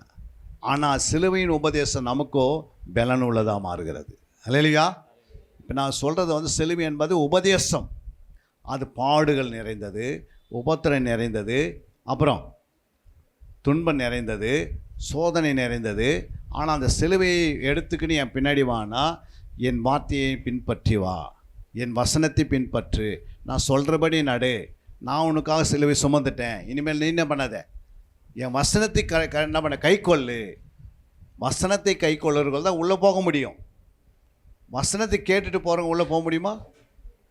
சொல்லுங்கம்மா. பாருங்க, அங்கே வெளிப்படுத்தும் 1ஆம் அதிகாரம் 3ஆம் வசனம் சொல்கிறாரு, இந்த தீர்க்க தரிசன வசனங்களை வாசிக்கிறவனும் கேட்கிறவர்களும் இதில் எழுதி இருக்கிறவர்களை கை கொள்ளுகிறவர்களும் பாக்கியவான்கள். அப்போ என்ன சொல்கிறார் ஆண்டவரே? சொல்லுங்கம்மா, எல்லாம் வாங்கி தந்து சொல்லுங்க பார்க்கலாம். இந்த தீர்க்க தரிசன வசனங்களை வாசிக்கிறவனும், 1 வாசிக்கிறவன், அல்லேலூயா, 2 கேட்கிறவர்கள், 3 எழுதி இருக்கிறவர்களை கை கொள்ளுகிறவர்கள். அப்போது வாசிக்கிறவர்கள், கேட்கிறவர்கள், கை கொள்ளுகிறவர்கள் பாக்கியவான்கள், காலம் சமயமாக இருக்கிறது அப்படின்றார் ஆண்டவர். இப்போ நம்ம இங்கே இருக்கிற கூட்டத்தில் ஒரு கூட்டம் வாசிக்குது, ஒரு கூட்டம் கேட்குது, ஒரு கூட்டம் கை கொள்ளுது அப்படின்னு வச்சுங்க. இப்போது 3 கூட்டம் இந்த இடத்துல உட்காந்துருக்குறோம். ஆனால் இதே வசனத்தை ஆண்டவர் வெளிப்படுத்தல் நீங்கள் 22 வந்தீங்கன்னா 7 வாசிங்க. இதோ சீக்கிரமாய் வருகிறேன், இந்த புஸ்தகத்தில் உள்ள தீர்க்க தரிசன வசனங்களை கை கொள்ளுகிறவன் பாக்கியவான். அப்போ அங்க என்ன சொல்றாரு? கேட்கிறவர்கள், வாசிக்கிறவர்கள், கை கொள்ளுகிறார். ஆனால் முடிவில் என்ன சொல்றாரு? கை கொள்ற மட்டும் தான் யார் பாக்கியவான்றாரு. கேட்கிறவங்க, வாசிக்கிறவங்க ஆள் காணாது போயிட்டாங்க. அப்போ ஆரம்பத்தில் ஆண்டவர் வருத்தப்பட்ட பாரம் சுமக்கிறவங்க எல்லாரும் என்கிட்ட வாங்கன்னு சொல்லுவார். ஆனால் அடுத்த வசனத்தை பார்த்தீங்கன்னா, நீங்கள் என்னுடைய நுகத்தை என்ன பண்ணீங்க? ஏற்றுக்கொள்ளுங்க. புரியுங்களா? என்னுடைய நுகத்தை என்ன பண்ணீங்க? என்னுடைய சுமையை ஏற்றுக்கொள்ளுங்க. அப்போ அது உங்களுக்கு இளைப்பால் கொண்டு வரும். புரியுங்களா? அடைக்கும் போது ஆண்டவர் என்ன பண்ண, வருத்தப்பட்டு என்கிட்ட வாங்கினுவார். அதுக்கப்புறம் வந்த பிறகு அவர் தன்னுடைய சத்தியத்தை கற்றுக் கொடுத்து அவருடைய தாழ்மையும் சாந்தத்தை என்ன பண்ணோம்? நம்ம ஏற்றுக்கொள்ள வேண்டும். அல்லேலூயா. அப்போ ஆண்டவர் ஆரம்பத்தில் சொல்கிறாரு, கேட்கிறவர்கள், வாசிக்கிறவர்கள், கை கொள்ளுகிறவர்கள் பாக்கியவான்கள். ஆனால் முடிக்கும் போது என்ன பண்ணுறாரு? புத்தகத்தை முடிக்கும் போது சொல்கிறாரு, ஒன்லி கை கொள்கிறவர்கள் தான் பாக்கியவான்றாரு. அப்போ யோசித்து பாருங்கள், நம்ம கை கொள்ளலாம், வசனத்தை கை கொள்ளலாம் அப்படின்னா வரிகள் என்ன பண்ண முடியாது? போகவே முடியாது. புரியுங்களா? அந்த நேரத்துக்கு யாராலும் என்ன பண்ண உதவி செய்ய முடியாது. வசனத்தை கை கொள்ளனா, புரியுதுங்களா? அதுக்கு ஒரே வழி. என்ன வழி? நம்ம வழி வசனத்தின்படி வாழ்வதற்கு என்ன வழி? எப்படி வசனத்தை அப்படியே பின்பற்றுறது? ஐயா சொன்னார், உபவாசிக்கணும், ஜெபிக்கணும் அப்படின்னு சொல்லியிருக்கிறேன். நீங்கள் என்ன சொல்ல விரும்புகிறீங்க? இப்போது வசனத்தை ஆண்டவர் சொல்கிறாரு, நீ எங்கள் வசனத்தை அப்படியே கை கொள்ளணும்னு சொன்னால், அப்படியே நம்ம கை கொள்றதுக்கு முன்னாடி நமக்குள்ளே பல சுபாவம் இருக்குது. மனுஷ சுபாவம் இருக்குது, சிலவங்க பிசாசு சுபாவம் இருக்குது, தேவனுடைய சுபாவம் இருக்குது. புரியுங்களா? ஆலயத்துக்கும் வரோம், புரியுங்களா? ஆண்டவரையே ஆராதனை செய்கிறோம். வீட்டுக்கு போன பிறகு நம்ம மனுஷன சுபாவம், நீனா செய்த நானா செய்தன்னு கேட்டு ஒரு சண்டை போட்டுன்னு எடுக்கிறோம். புரியுங்களா? ஆவியில் ஆராதனை பண்ணுறோம், அதே ஆவியில் திட்டுறோம் ஒருத்தரை. இந்த சுபாவம் நம்மக்கிட்ட இருக்குதுன்னா இதெல்லாம் அழிக்கப்படணும் ஃபஸ்ட்டு. அல்லேலூயா. ஒன்று அழிக்காமல் என்ன பண்ண முடியாது? கர்த்தருடைய காரியத்தை நிறைவேற்ற முடியாது. சீசர்கள் 3 வருஷம் தாங்க, புரியுங்களா? ஆண்டவர் சொன்னதெல்லாம் கை கொள்கிற மாதிரி தான் இருந்தது. ஆனால் முடிவில் என்ன பண்ணிட்டாங்க? எல்லாமே பின்னிட்டு ஓடினாங்க. காரணம் என்ன? அவங்களால 1 மணி நேரம் ஜெபத்துக்கு கூப்பிட்டார் ஆண்டவர். 1 மணி நேரமாவது என் கூட வந்து நீங்கள் என்ன பண்ணல, ஜெபிக்கக்கூடாதுன்னு கேட்டார். எல்லாமே என்ன பண்ணல, 1 மணி நேரம் அவங்களால ஜெபிக்க முடியல. முடிவு என்ன ஆயிடுச்சு? என்னமா ஆயிடுச்சு? 1 மணி நேரம் இயேசுவோடு சேர்ந்து ஜெபிக்கலை. அந்த வசனத்தை நீங்கள் வாசித்து பாருங்கள். முடிவு என்ன ஆச்சுன்னா எல்லாம் நிர்வாணமாக ஓடினாங்க. என்னது? ஜெபிக்காதவங்க எப்பவுமே நிர்வாணமாக இருப்பாங்க. ஜெபம் யாருக்கிட்ட இல்லையோ அவங்க ஆல்ரெடி என்னவா இருப்பாங்க? நிர்வாணமாக இருப்பாங்க. புரியுங்களா? நிர்வாணம். ஆரோன் ஒரு ஆசாரியன், புரியுதுங்களா? ஆனால் ஆரோன் தன் சபையை என்ன பண்ணி வச்சுட்டு இருந்தான்? நிர்வாணம் படித்து வச்சுருந்தான். புரியுதுங்களா? அங்கே ஒரு கன்னுக்குட்டியை உருவாக்கி மோசே வரதுக்கு முன்னாடி என்ன பண்ணியாச்சு? அந்த கன்னுக்குட்டியை வணங்க ஆரம்பிச்சிட்டாங்க. அப்போ மோசே கேட்குறாரு, நீ எப்படி நிர்வாணப்படுத்தி வச்சிருக்கிற அப்படின்னு. ஆண்டவர் அன்றைக்கி அவங்கள நிர்வாணப்படுத்தின அழிச்சார். புரியுங்களா? யோசித்து பாருங்கள், தேவனுடைய கோபம் எப்போ வரும்? சபை மேலே எப்போ கோபம் வரும்? தேவனுடைய கோபம். ஒரு பெற்றோர்களுக்கு பிள்ளைங்க மேலே எப்போ கோபம் வரும்? பெற்றோர் சொல்கிறதெல்லாம் பிள்ளை கேட்கலன்னா கோபம் வரும். அதே போல் தான் ஆண்டுடைய கோபம். நீங்கள் யோசித்து பாருங்கள், அந்தமான் நிக்கோபார்னு கேள்விப்பட்டிருப்பீங்க. எத்தனை பேர் போய்க்கிறீங்க அந்த இடத்துக்கு? அந்தமானுக்கு எத்தனை பேர் போய்க்கிறீங்க? அவங்கள்ட்ட கரங்களை உயர்த்தி காட்டுங்க. அந்தமானுக்கு இங்கே யாருமே போகல. அந்தமான் நிக்கோபாரில் 8000 பேர் இருந்தாங்க. எத்தனை பேர்? அந்த தீவில் 8000 பேர் இருக்கிறாங்க. அதில் ஒரு சர்ச்சு இருக்குது, இது மாதிரி ஒரு சர்ச்சு. அந்த சர்ச்சில் சண்டே ஆராதனை பண்ணுகிறாங்க. காலையில் ஆராதனை பண்ணிருக்கிறாங்க. மேய்ப்பர் அவங்களுக்கு சொல்லுங்கிறார், இது மாதிரி நான் சொல்கிற மாதிரி சொல்லினே இருக்கிறாரு. புரியுங்களா? திடீர்னு என்ன பண்ணுது? பூமி அதிர்ச்சி உண்டாச்சு. காலையில் 8 மணிக்கு 7 மணிக்கு பூமி அதிர்ச்சி உண்டாகி கொஞ்ச நேரத்தில் சுனாமி வந்துச்சு உள்ள. புரியுங்களா? அந்த 8000 பேரில் ஒரே ஒரு ஃபாஸ்ட் மட்டும் தான் தப்பிச்சு வெளியே வந்தார். தவிர மீதி எல்லா விதமான விசுவாசிங்க என்ன ஆயிடுச்சு? ஃபாஸ்டமாக விசுவாசி எல்லாமே அதில் அடிச்சுட்டு போயிட்டாங்க. எல்லாமே இறந்துட்டாங்க. அப்போது ஒரு ஆராதனை நடந்து கொண்டிருக்கும் போது ஏன் ஆண்டவர் காப்பாற்றிருக்கலாம்? ஏன் காப்பாற்றலை? ஏன்னா எதுவுமே தேராத கேஸாக இருக்குது. எதுக்கிட்டே கனி இல்லை. வயிற்றுக்காக வராங்க, வயிற்றுக்காக போகிறாங்க. எனக்கு வீடு கிடைக்கணும், எனக்கு வேலை கிடைக்கணும், எனக்கு என்ன கிடைக்கணும் சொல்லுமா? குழந்தை கிடைக்கணும், எனக்கு அந்த கல்யாணம் நடந்துடணும். அதெல்லாம் நீ ரட்சிக்க போகிறதுக்கு முன்னாடி கர்த்தர் அதை நிறைவேற்றிட்டார் உலகத்தில். நீ ஆண்டுடைய கரெக்டாக ஃபாலோ பண்ணிங்கன்னா உன்னுடைய எல்லா தேவைகளும் கர்த்தர் என்ன பண்ணுவார்? தானவே சந்திக்கும். இதெல்லாம் போய் நீங்கள் தேட வேண்டிய அவசியமே கிடையாது. எனக்கு தெரிஞ்சு இது வரைக்கும் நான் எதுவுமே தேடலை. ரட்சிக்கப்பட்ட நாட்கள் இருந்து எனக்கு ஒரு வேலைக்கு 6-7 வேலை வந்தது. புரியுங்களா? நமக்கு என்ன வேணுமோ அதை கர்த்தர் அறிவார். புரியுங்களா? பிள்ளையுடைய தேவைகள் யாருமா சந்திப்பாங்க? தகப்பன் சந்திப்பார். நம்முடைய ஆண்டவர் தகப்பனாக இருக்கிறாரு. அந்த விசுவாசம் நமக்குள்ளே இருந்தால் நம்ம அது போய் நீங்கள் வேலை கிடைக்கணும், நீ படித்து கரெக்டாக முடித்தா வேலை கரெக்டாக வரும். புரியுங்களா? ஒரு நாள் கூட முன்னாடி பின்னாடி போகாது. அந்த மாதிரி கரெக்டாக என்ன பண்ணுவார்? வேலையை கொடுப்பார். வேலையில் நீ போய் சேர்ந்த பிறகு உனக்கு ஏற்ற துணையை கொடுப்பார். துணையை கொடுத்ததுக்கு ஏற்ற குழந்தைய பாக்கியத்தை கொடுப்பார். குழந்தைய கொடுத்ததுக்கு நல்ல வீட்டை கொடுப்பார். அது அடுக்கடுக்காக என்ன பண்ணுவார் ஆண்டவர்? தன்னுடைய ஆசீர்வாதங்களை அடிக்கனே வருவார் பிள்ளைங்களுக்கு. ஏன்னா நம்ம நல்லா இருந்தால் தான் 4 பேர் ரட்சிக்கப்படுவான். நம்மளே பிச்சை தந்தானே என்ன ரட்சிக்கப்படுவானா? அவங்களே பாருங்கள், அந்த கடவுளே ஒரே கடவுள் தான் அவங்களுக்கு.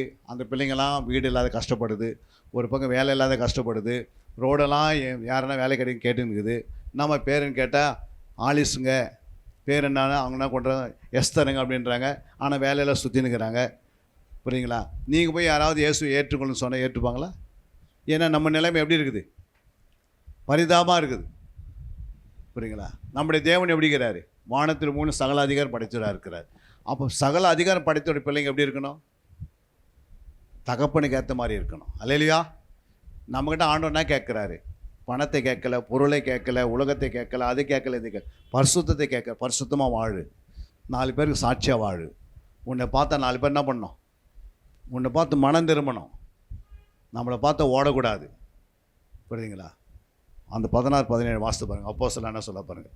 அவள் பவுலையும் எங்களையும் பின்தொடர்ந்து வந்து பாருங்கள், அவள் பவுலையும் எங்களையும் பின்தொடர்ந்து வந்து, இந்த மனுஷர் உன்னதமான தேவனுடைய ஊழியக்காரர், இந்த மனுஷர் உன்னதமான தேவனுடைய ஊழியக்காரர், ரட்சிப்பின் வழியை நமக்கு அறிவிக்கிறவர்கள், ரட்சிப்பின் வழியை நமக்கு அறிவிக்கிறவர்கள் என்று சத்தமிட்டாள். சத்தமிட்டது யாரு?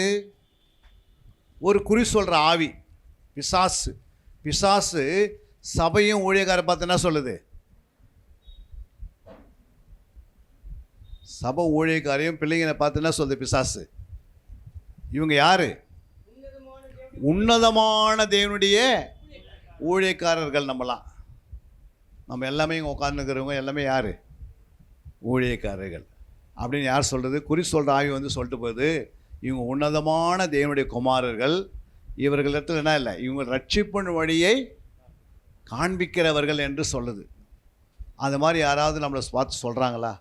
மனுஷன் சொல்லட்டும், பிசாசு சொல்கிறதுக்கு அப்புறம் விடுங்க. பிசாசுக்கு பயப்படுறோம், மனுஷனுக்கு பயப்படுறோம், வியாதிக்கு பயப்படுறோம். புரியுதுங்களா? ஏன் பயப்படுறோம்? அவ்வளோ பெரிய தேவன் உங்களோடு கூட இருக்கிறாரு. அல்லேலூயா. இயேசு உங்களோடு இருக்கும்போது பயம் வருமா? இயேசு உங்களோடு இருக்கிறாரா? இல்லை உங்களுக்குள்ளே இருக்கிறாரா? இல்லை உங்கள் கூட நடந்து வராரா? உள்ளே இருக்கிறாரு. இந்த உலகத்தில் இருக்கிறவனை காட்டிலும் உனக்குள் இருக்கிறவர் பெரியவர் அப்படின்னு நீ எப்போ விசுவாசிக்கிறாயோ அன்னிலேருந்தான் பிசாசு பயப்படுவான். அன்னிலேருந்தான் வியாதி பயப்படும் உன்னை பார்த்து. ஏன்னா உள்ளே இருக்கிற பெரியவர் ரப்பா உள்ளே நல்ல பண்ண முடியாது, ஒரு வியாதி கொண்டு வைக்க முடியாது, ஒரு வறுமையை கொண்டு வைக்க முடியாது. உள்ளே இருக்கிறவர் யார்? உங்கள் வீட்டுக்குள்ளே இயேசு இருந்தால் பிசாசு உள்ளே வருவானா? வரமாட்டான். இன்றைக்கி சினிமா வருது, ஏன் வருது? சீரியல் வருது, ஏன் வருது?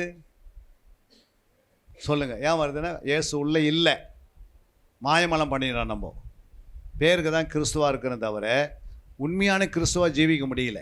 அதுக்கு என்ன காரணம் சொல்லுங்கம்மா? இந்த உலகத்தின் மேலே நமக்கு என்ன இருக்குது?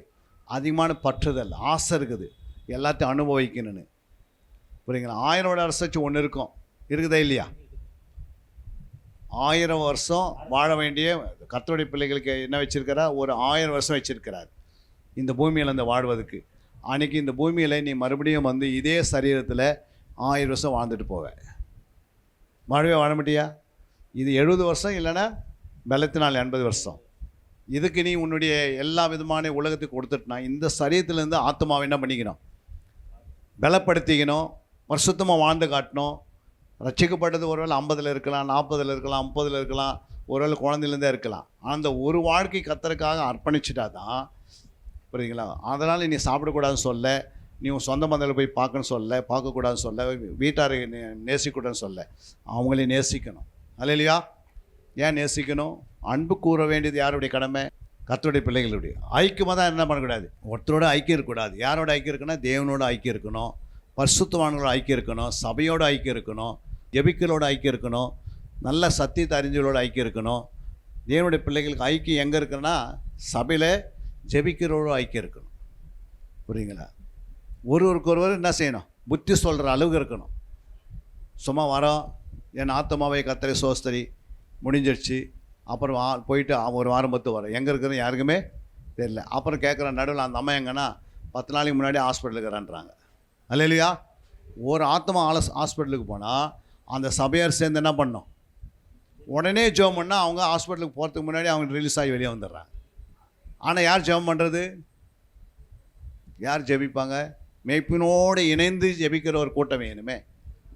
எல்லாருக்குள்ளேயும் பரிசுத்த ஆவி இருக்கிறாருன்னா எல்லாம் கூடி நாம் ஜெபம் பண்ணோம்னா இந்த சபையில் இருக்கிறவங்க யாருக்கும் வியாதி வராது, நோய்கள் வராது, பலவீனம் வராது, கடன் பட மாட்டாங்க. அதிகமாக இவங்க குடும்பம் ஆசீர்வதிக்கப்படும். கர்த்தர் இந்த பகுதியில் உங்களை உயர்த்தி வைப்பார். அது நிமித்தம் 10 ஆத்மா உள்ளே வரும். அல்லேலூயா. பிசாசே வந்து சாட்சி கொடுக்குது, இவங்களெல்லாம் உன்னதமான தேவனுடைய குமாரன்றது. இயேசு சாட்சி கொடுக்குறாரு. புரியுங்களா? நம்மை குறித்து இயேசு சாட்சி கொடுக்குறாரு. பிதா சாட்சி கொடுக்குறாரு இயேசுவை பார்த்து, இவர் என்னுடைய நேசகுமாரன், இவருக்கெல்லாம் கீழ்ப்படிந்திருக்குன்னு சொல்கிறாரு. ஏதாவது ஒரு வசனத்தை கை கொள்ளாமல் சும்மா வந்து போகிறதுக்காக நம்ம இங்கே வரலை, நித்திய ஜீவன் பெறுவதுக்காக வந்திருக்கிறோம். அல்லேலூயா. பரலோகத்தை சுதந்திரிப்பதுக்காக வந்திருக்கோம், இம்மைக்காக வரல, மறுமைக்காக வந்திருக்கிறோம். இதுக்காக வைராக்கியம் இருந்தால் தான் போக முடியும். சும்மாலாம் பரலோக ராஜ்யத்துக்குள்ளே நுழைய முடியாது. நம்ம நினைக்கிற மாதிரியெல்லாம் ஏதோ ஆதி காலத்தில் சொல்கிறாங்க, ஞானஸ்தானத்தில் எல்லாம் எங்கே போயிடலாம்? பரலோகத்துக்கு போயிடலாம் அப்படின்னா. ஞானஸ்தானிலே 3 ஞானஸ்தானம் இருக்குது. 1 பரிசுத்தாவிலே ஞானஸ்தானம் எடுக்கணும், 2 ஜலத்தினால் எடுக்கணும், 3 அக்னியினால் எடுக்கணும். எந்த ஞானஸ்தானம் எடுத்துருக்கிறீங்க அப்படின்னு கேட்டால் ஜலத்தினால் எடுத்துருக்கிறீங்க. ஜலத்தினால் கொடுக்கறது மேய்ப்பர், பரிசுத்தாவினால் கொடுக்குறதும் அக்னியால் கொடுக்குறது இயேசு கிறிஸ்து கொடுக்கணும். அந்த ஞானஸ்தானம் பெற்றுட்டீங்களான்னு கேட்டால் அதெல்லாம் எனக்கு தெரியாதுங்க அப்படின்னா என்ன ஆகும் சொல்லுங்கம்மா? ஆதார் கார்டில் ஒன்லி பேர் மட்டும் இருந்தால் போதும், டேட் ஆஃப் பர்த்லாம் தேவையில்லை, எதுவும் தேவைன்னா யாராவது உள்ளான்னு போவாங்களா? நீங்கள் பேர் மட்டும் இது போதாதா? என் முகம் இருக்குது பார்த்துங்க. டேட் ஆஃப் பர்த்லாம் எனக்கு கிடையவே கிடையாது அப்படின்னு சொன்னா சொல்லுவாங்க. அது மாதிரி பரலோகத்துக்கு போங்கன்னா இந்த 3 ஞானஸ்நானம் எடுத்திருக்கணும். ஜலத்தினால் எடுத்திருக்கணும், ஆவியினால் எடுத்திருக்கணும், அக்னினால் எடுத்திருக்கணும். இது எடுக்காமல் எங்கே போக முடியாது? ஜலத்தினால் எடுக்கிறது சரீரத்தில், ஆவியினால் எடுக்கிறது நம்முடைய ஆவியில், அக்னினால் எடுக்கிறது நம்முடைய இருதயத்தில். இது 3 எடுக்காமல் எப்படி போக முடியும்? 3 மனுஷன் உள்ள உட்காந்துக்கிறான். அதை தான் பிதா குமார் பசுத்தாய் என்ன சொல்லி ஏசு என்ன சொல்கிறாரு?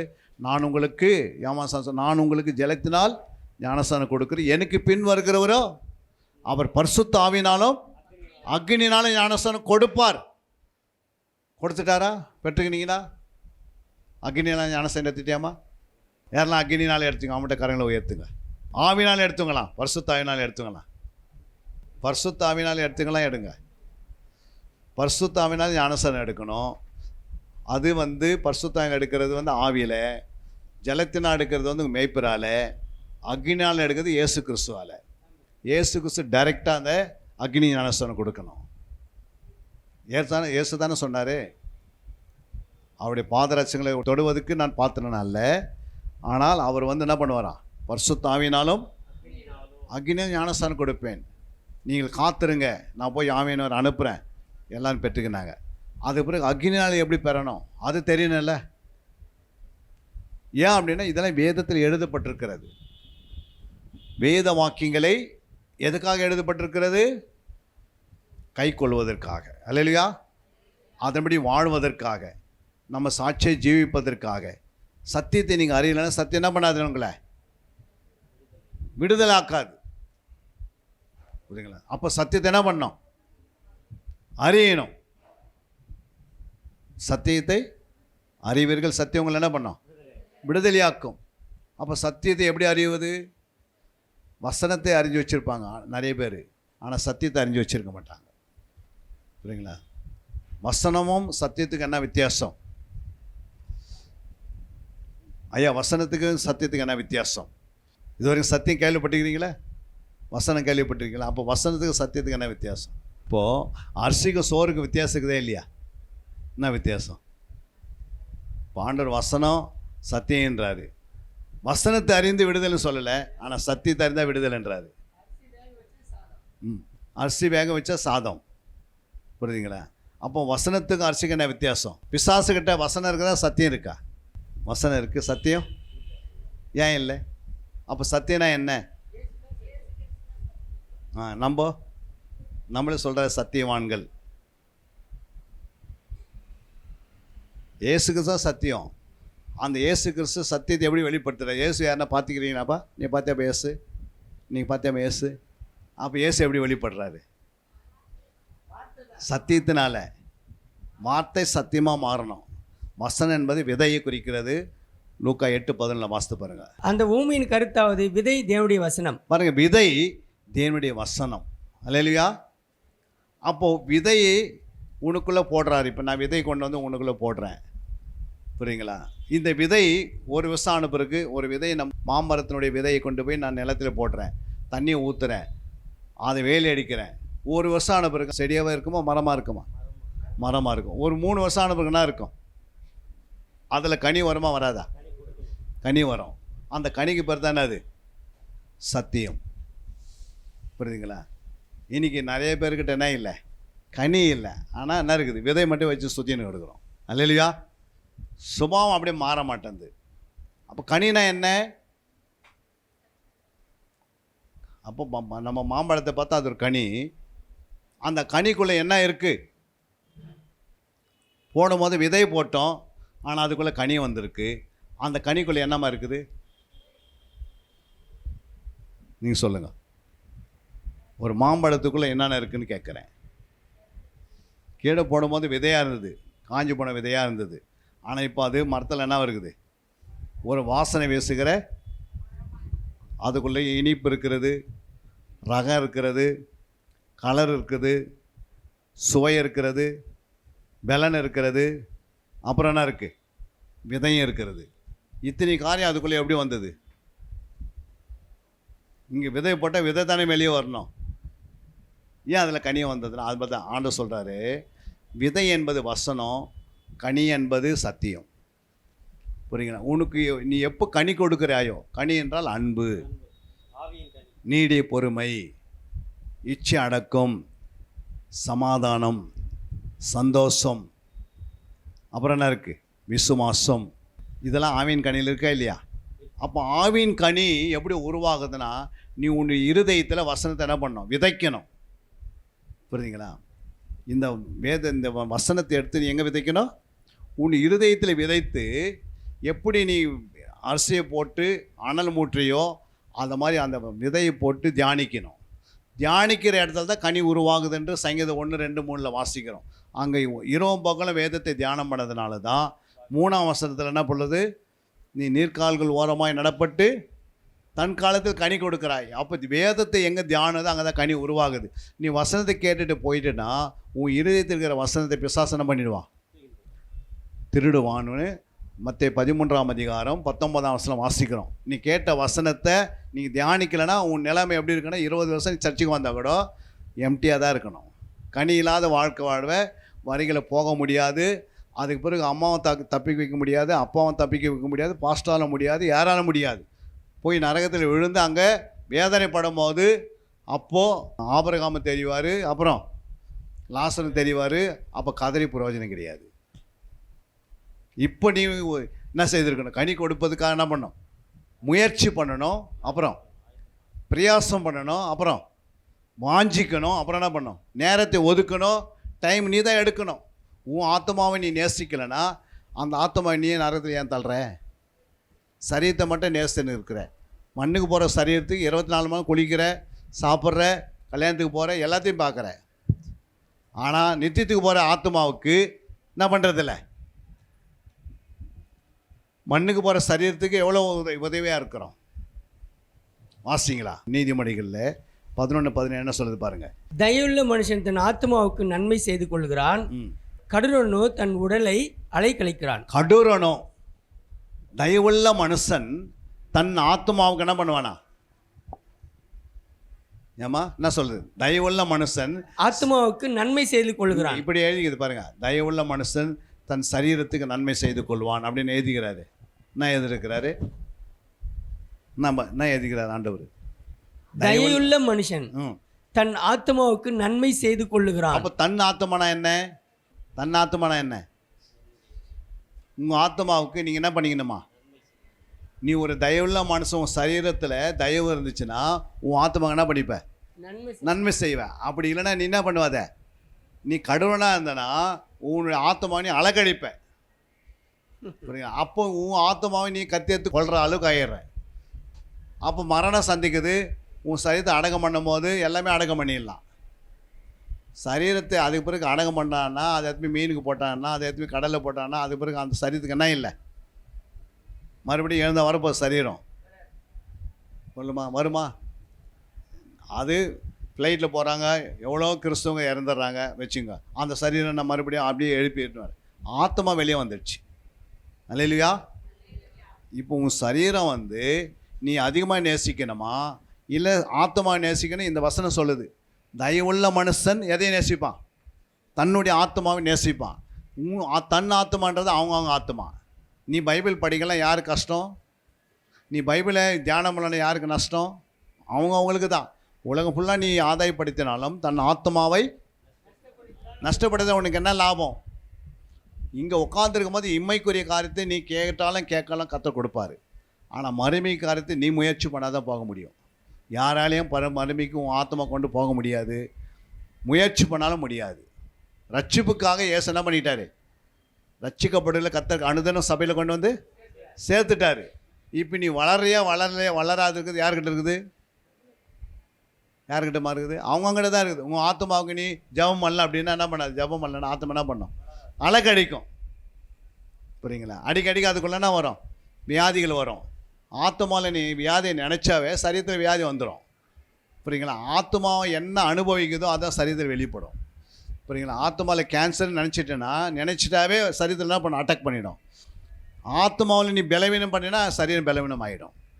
ஆத்மாவில் நீ சோம்பேறி நினச்சா சரீரம் சோம்பேறி ஆகிடும். ஆத்மாவில் நான் என்ன பண்ணேன்? நான் நிறைய நேரம் தூங்கணும் நீ ஃபீடு பண்ணிட்டேன்னா சேவ் பண்ணிவிட்டேன், அதிகமாக தூங்கினே இருப்பேன். ஆத்மாவில் நினச்சி நல்லா சாப்பிட்டு போகணுன்னு நினச்சா சரீரத்தில் நல்லா சாப்பிட்ருவேன், புரியுதுங்களா? ஆனால் ஆத்துமாவில் நல்லா ஜெபிக்கணும், நல்ல வேதத்தை நேசிக்கணும். இது என்னுடைய ஆத்மா, இது நித்தியத்தில் ஆண்டுகிட்ட முன்னாடி போய் நிற்கணும். இந்த ஆத்மாவுக்கு தான் கர்த்தர் என்னை ரட்சித்து சபையில் கொண்டு வந்து வச்சார். இந்த ஆத்மா வரிகளை போகணும்னு நீ எப்போ உனக்கு அந்த அறிவு வருதோ, அந்த ஞானம் வருகிறதோ, அன்றைக்கி தான் நீ ஆத்மாவுக்கு நேரம் கொடுப்பேன். அல்லையா? அதனால தான் அங்கே வாசிக்கிறேன் 19ஆம் அதிகாரம் 8ஆம் வசனத்தில், நீதிமொழி 19:8 சொல்லு பாருங்க. ஞானத்தை பெற்றுக்கொள்கிறவன் தன் ஆத்மாவை சிநேகிக்கிறான். பாருங்க, ஞானத்தை பெற்றுக்கொள்கிறவர்கள் தான் என்ன பண்ணுவாங்க? தன் ஆத்மாவை சிநேகிக்கிறான். அப்போ ஞானத்தை எப்படி பெற்றுக்கொள்றது? ஐயா, ஞானத்தை எப்படி பெற்றுக்கொள்றது? கர்த்தர் கொடுக்கிறது. இப்போ ஒரு 10,000 ரூபாய் பெற்றுக்கொள்ளணும், என்ன செய்யணுமா? ஐயா, ஒரு 10,000 ரூபாய் பெற்றுக்கொள்ளணும், என்ன செய்யுது? ஒரு 10,000 பெற்றுக்கொள்ளணும், என்னம்மா செய்யணும்? ஒரு மாதம் போய் வேலை செய்யணும்.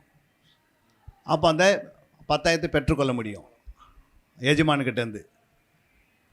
ஆனால் அந்த ஒரு மாதம் ஃபுல்லாக நீ வேலைக்கே போகலை, 10,000 பெற்றுக்கொள்ள முடியுமா? அப்போ ஞானத்தை பெற்றுக்கொள்வது தான் என்ன பண்ணுவானா? ஞானத்தை பெற்றுக்கொண்டால் தான் என்ன பண்ண முடியும்? தன் ஆத்மாவே இல்லை, அங்கே என்ன படிது பாருங்க, சிநேகிக்கிறான்.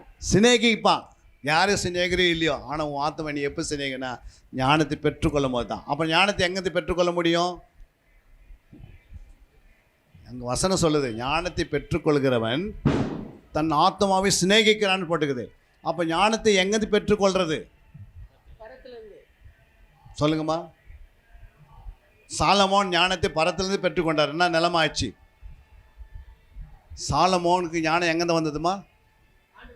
ஆண்டு. அப்போ அவன் வந்து வருகைக்கு போயிட்டானா போகலையா? சாலமோன் பரத்திலேருந்து ஞானத்தை பெற்றுக்கொண்டவன், அவன் வரிகளை புதிய ஏற்பாட்டில் அவன் பேர் வந்துக்குதே இல்லையா? விசுவாச புத்தகத்தில், எபிரேய புஸ்தகத்தில் அவன் பேருக்குதே இல்லையா? ஏன்னா அவன் என்ன பண்ணிட்டான்? அந்நிய நுகத்தில் பிணைக்கப்பட்டுட்டான், புரியுங்களா? அப்போது சாலமோன் பெற்றுக்கொண்ட ஞானம் என்ன ஞானம்? சாலமோன் என்ன ஞானத்தை பெற்றுக்கினான்? ராஜரிக ஞானத்தை பெற்றுக்கினான். நியாய தீர்ப்பதுக்காக ஞானத்தை கொடுத்தாரு. அது தெய்வீக ஞானம் கிடையாது. தெய்வீக ஞானம் எப்படி வருது? தெய்வீக ஞானம் எப்படிமா வரும்? ஒரு டாக்டரு ஒரு ஆப்ரேஷன் பண்ணுறாங்க, அந்த ஞானம் எப்படி வந்தது? அவருக்கு 5 வருஷம் படித்தாங்க, அப்போ தான் ஞானம் வந்தது. அந்த டாக்டருக்கு ஞானம் வரல அப்படின்னா அந்த சரீரத்தை என்ன பண்ணுறாங்க? சில நேரத்தில் உயிர் பெருக முடியாது போயிடுது. சரியாக படிக்கலைன்னா என்ன ஆகும்? உயிர் வருமா? புரியுங்களா? எல்லாம் மாம்சம்தான். உடம்புல எல்லாமே என்ன இருக்குது? ஐயா, நம்மளுக்கு உடம்புல என்ன இருக்குது? எல்லாமே மாம்சம் தான் இருக்குது, புரியுங்களா? எங்கன்னா வெட்டி எங்கன்னா வச்சா கூட அது ஒட்டிக்கும், தைச்சிட்டா ஒட்டமா ஒட்டாதா? ஆனால் அந்த மாம்சத்தை ஆண்டு என்ன பண்ணார்? அதுக்குள்ளே ஒரு உயிரை வச்சு வாட வைக்கிறார் ஆண்டவர். ஆனால் அந்த மாம்சத்துக்காக 5 வருஷம் 8 வருஷம் படிக்கிறாங்க. 5 வருஷம் MBBS படிச்சுட்டு அப்புறம் ஒரு 2 வருஷம் என்ன பண்ணுறாங்க? MD படிக்கிறாங்க. அது 10ஆவதுன்னா எத்தனை 2-3 வருஷம் அதுக்கு நம்ம ப்ராக்டிஸ் எடுக்கிறாங்க. அது உடனே ஆப்ரேஷன் பண்ணுறது. அவர் 10-15 வருஷம் ஆனதானே ஆகுது, ஆப்ரேஷன் தேட்டருக்கே போகிறாங்க, இல்லைன்னா பயப்படுறாங்க, சரிங்களா? அந்த ஞானம் வரத்துக்கு 10-15 வருஷம்னா, தேவ ஞானம் உனக்குள்ள வரத்துக்கு வேதமும் கையில் கொடுத்தாரு, ஆவியான கையில் கொடுத்துருக்கிறாரு. நீங்களே ஏன் தேவ ஞானம் வரல அப்படின்னு பெற்றுக்கொள்ளத்துக்கு நீ என்ன பண்ணல? உட்காரல. சும்மா வருமா? தலைமையில் கை வச்சு பண்ணி ஞானத்தை பெற்றுக்கொள்ளு சொல்லியிருந்தா, அப்படி சொல்லியிருந்த ஆண்டவர் எல்லாம் தலைமையில் கை வச்சு ஜெபம் போயினே இருக்கலாம். இது பைபிள் கையில் இல்லைன்னா தலைமையில் கை வச்சு ஜெபம் பண்ணலாம். பைபிள் கையில் கொடுத்துட்டு எப்படி நம்ம ஞானம் படித்தாதான் ஞானம் வரும், தேடனா தான் ஞானம் வரும், ஆராய்ந்தால் தான் ஞானம் வரும், தியானித்தா தான் ஞானம் வரும். அதே 24:14 வாசித்து பாருங்க, நீதிமொழி 24:14. அப்படியே ஞானத்தை அறிந்து கொள்வது உன் ஆத்மாவுக்கு இன்பமாக இருக்கும், அதை பெற்றுக்கொண்டால் அது முடிவில் உதவும், உன் நம்பிக்கை வீண் போகாது. பாருங்க, ஞானத்தை இங்கே என்ன பண்ணமா? அறிந்து கொள்ளணும். இங்கே அறிந்து கொள்ளணும், அங்கே பெற்றுக்கொள்ளணும், புரியுங்களா? ஞானத்தை பெற்றுக்கொள்ளதுக்கும் ஞானத்தை அறிந்து கொள்றதுக்கு என்ன வித்தியாசம்? இது சொல்லிட்டீங்கன்னா இதோட முடிச்சிடலாம், அடுத்த செக்ஷனுக்கு போகலாம், சாப்பிட்டுக்கிட்டு வரலாம் போயிட்டு. ஞானத்தை பெற்றுக்கொள்வதற்கும் ஞானத்தை அறிந்து கொள்வதற்கு என்ன வித்தியாசம்? அப்போ ஞானத்தை பெற்றுக்கொள்வது எப்படின்னா, யாராவது நமக்கு வந்து கற்றுக் கொடுத்தா என்ன பண்ணிடலாம்? பெற்றுக்கொள்ள முடியும். ஏதாவது ஒரு டீச்சர் வேணும், கற்றுக்கொள்வதற்கு என்ன பண்ண? டீச்சர் இருந்தால் நம்ம ஞானத்தை பெற்றுக்கொள்ளலாம். ஆனால் ஞானத்தை அறிந்து கொள்வது நீங்களே உட்காந்திங்கன்னா ஆராய்ந்து பார்த்தீங்கன்னா அறிந்து கொள்ள முடியும். நீங்கள் முயற்சி பண்ணால் உனக்கு ஆவியான உதவி செய்கிறாரு. உங்களால் முடியலன்னா யாராவது கூப்பிட்டுனா என்ன பண்ணி பெற்றுக்கொள்ளணும். ரெண்டுமே இல்லை அப்படின்னா உன் ஆத்மாவை நீ என்ன பண்ணுவேன்? ஞானத்தை அறிந்து கொள்வது ஆத்மாவுக்கு என்ன உண்டாகுதா? ஞானத்தை அறிந்து கொள்வது ஆத்மாவுக்கு இன்பம் உண்டாகுது, சந்தோஷம், சமாதானம். ஒரு மனுஷனுக்கு என்ன வேணும்? சந்தோஷம் வேணும். அந்த சந்தோஷம் வருமா? கிறிஸ்து தான் ஞானம். ஞானம் தான் இந்த வேதம். இந்த வேதம் தான் நம்முடைய ஆத்மாவுக்கு போய் நம்ம ஆத்மாவில் இன்பத்தையும் சமாதானத்தையும் சந்தோஷத்தையும் கொடுக்குது. தனிப்பட்ட வாழ்க்கையில் சந்தோஷம், குடும்ப வாழ்க்கையில் சமாதானம். இன்னைக்கு எத்தனை வீட்டில் சமாதானம் இல்லை, ஓயாமல் சண்டை. ஏன் இல்லைன்னா வேதத்துக்கு நேரம் கொடுக்கறதில்ல, ஜபத்துக்கு நேரம் இல்லை, அதனால் சண்டை என்ன பண்ண வீட்டை விட்டு போகலை. அப்போ நம்முடைய வாழ்க்கையில் ஞானத்தை அறிந்து கொள்ளணும்னா ஆராயணும். ஆராயும் தான் அறிவு வளர்கிறது. வேத அறிவு வளர வளர உன் வாழ்க்கை செழிப்பாக மாறுது, உன் வாழ்க்கையில் நிம்மதியாக வருது, உன் வாழ்க்கையில் வியாதி தானாக உன்னிட்டு ஓடுது. நீ எதை குறித்து கவலைப்பட வேண்டிய அவசியமே கிடையாது. கர்த்தரே உனக்கு பரிகாரியாக இருப்பார். வசனமே உனக்கு விடுதலை தந்துடும், சத்தியம் உன்னை விடுதலை ஆக்கிடும். நீ எதை குறித்து கவலைப்பட வேண்டிய அவசியமே இல்லை. ஏன்னா ஞானம் அறிவது. நீ ஒரு புத்தகத்தை படிக்கிறனா அதனுடைய அறிவு வளர்ந்துனே வர மாதிரி வேதத்துக்கு நேரத்தை கொடுக்க கொடுக்க அறிவு வளர்ந்துனே இருக்கும். புரியுங்களா? உலக அறிவு இருமாப்பு உண்டாக்கி தரும், ஆனால் தேவனுடைய அறிவு சந்தோஷத்தை உண்டாக்கி தரும். அல்லேலூயா. அப்போ வேத அறிவை நீ பெற்றுக்கொள்ளணும். எத்தனை பேர் விசுவாசிக்கிறீங்க? ஒரு கரங்களை தட்டி தேவ நாமத்தை மகிமைப்படுத்துங்க. அன்பிற்குரியவர்களே, சத்திய வேத ஆராய்ச்சி வித்தியாசாலை தரிசன ஊழியம் 1. வடமாநிலத்தில் 300 திருச்சபைகளை உருவாக்குதல். 2. மாதம் ஒருமுறை எழுப்புதல் உருவாக்கும் எழுப்புதல் கூட்டம். 3. ஊழியர்கள், சபை தலைவர்கள், சுவிசேஷர்களுக்கென கருத்தரங்கு, அதாவது சத்திய வேத ஆராய்ச்சி நேரம். 4. டிவி ஊழியம். 5. பத்திரிகை ஊழியம். 6. CD DVD ஊழியம். 7. பவர் கேம்ப் அக்னி அபிஷேக முகாம். 8. உபதேச ஆராய்ச்சி கருத்தரங்கு ஊழியம். 9. நலிந்த குழந்தைகள் இல்லம். 10. 24 மணி நேர ஜெப மையம். 11. சத்திய தேவ ஆராய்ச்சி கல்லூரி. 12. சிறுவர்கள் உருவாக்கும் ஊழியம். 13. மருத்துவ முகாம். 14. ஜெயில் ஊழியம். 15. கைப்பிரதி ஊழியம். 16. கிராம ஊழியம். 17. மிஷனரியை உருவாக்கும் ஊழியம். 18. நன்றி துதி ஆராதனை கூட்டங்கள். 19. சமூக நலப்பணிகள் ஊழியம். 20. இன்டர்நெட் மூலமாக ஆன்லைன் படிப்புகள். இது விரைவில் வரவிருக்கின்றது. 21. தேவனுடைய வருகைக்கு ஆயத்தப்படுத்துதல். இதனுடைய நோக்கங்கள்: 1 கோடி சீடர்கள் உருவாகுதல், 1 கோடி ஜாமக்காரர்கள் உருவாகுதல், 1 கோடி யுத்த வீரர்கள் உருவாகுதல், 1 கோடி ஊழியர்கள் உருவாகுதல். தரிசனத்தை அவன் கண்டபோது அவர்களுக்கு சுவிசேஷத்தை அறிவிக்கும்படி கர்த்தர் எங்களை அழைத்தார். புறப்பட்டு போக பிரயத்தனம் பண்ணி. அப்போஸ்தலர் நடபடிகள் 16:10.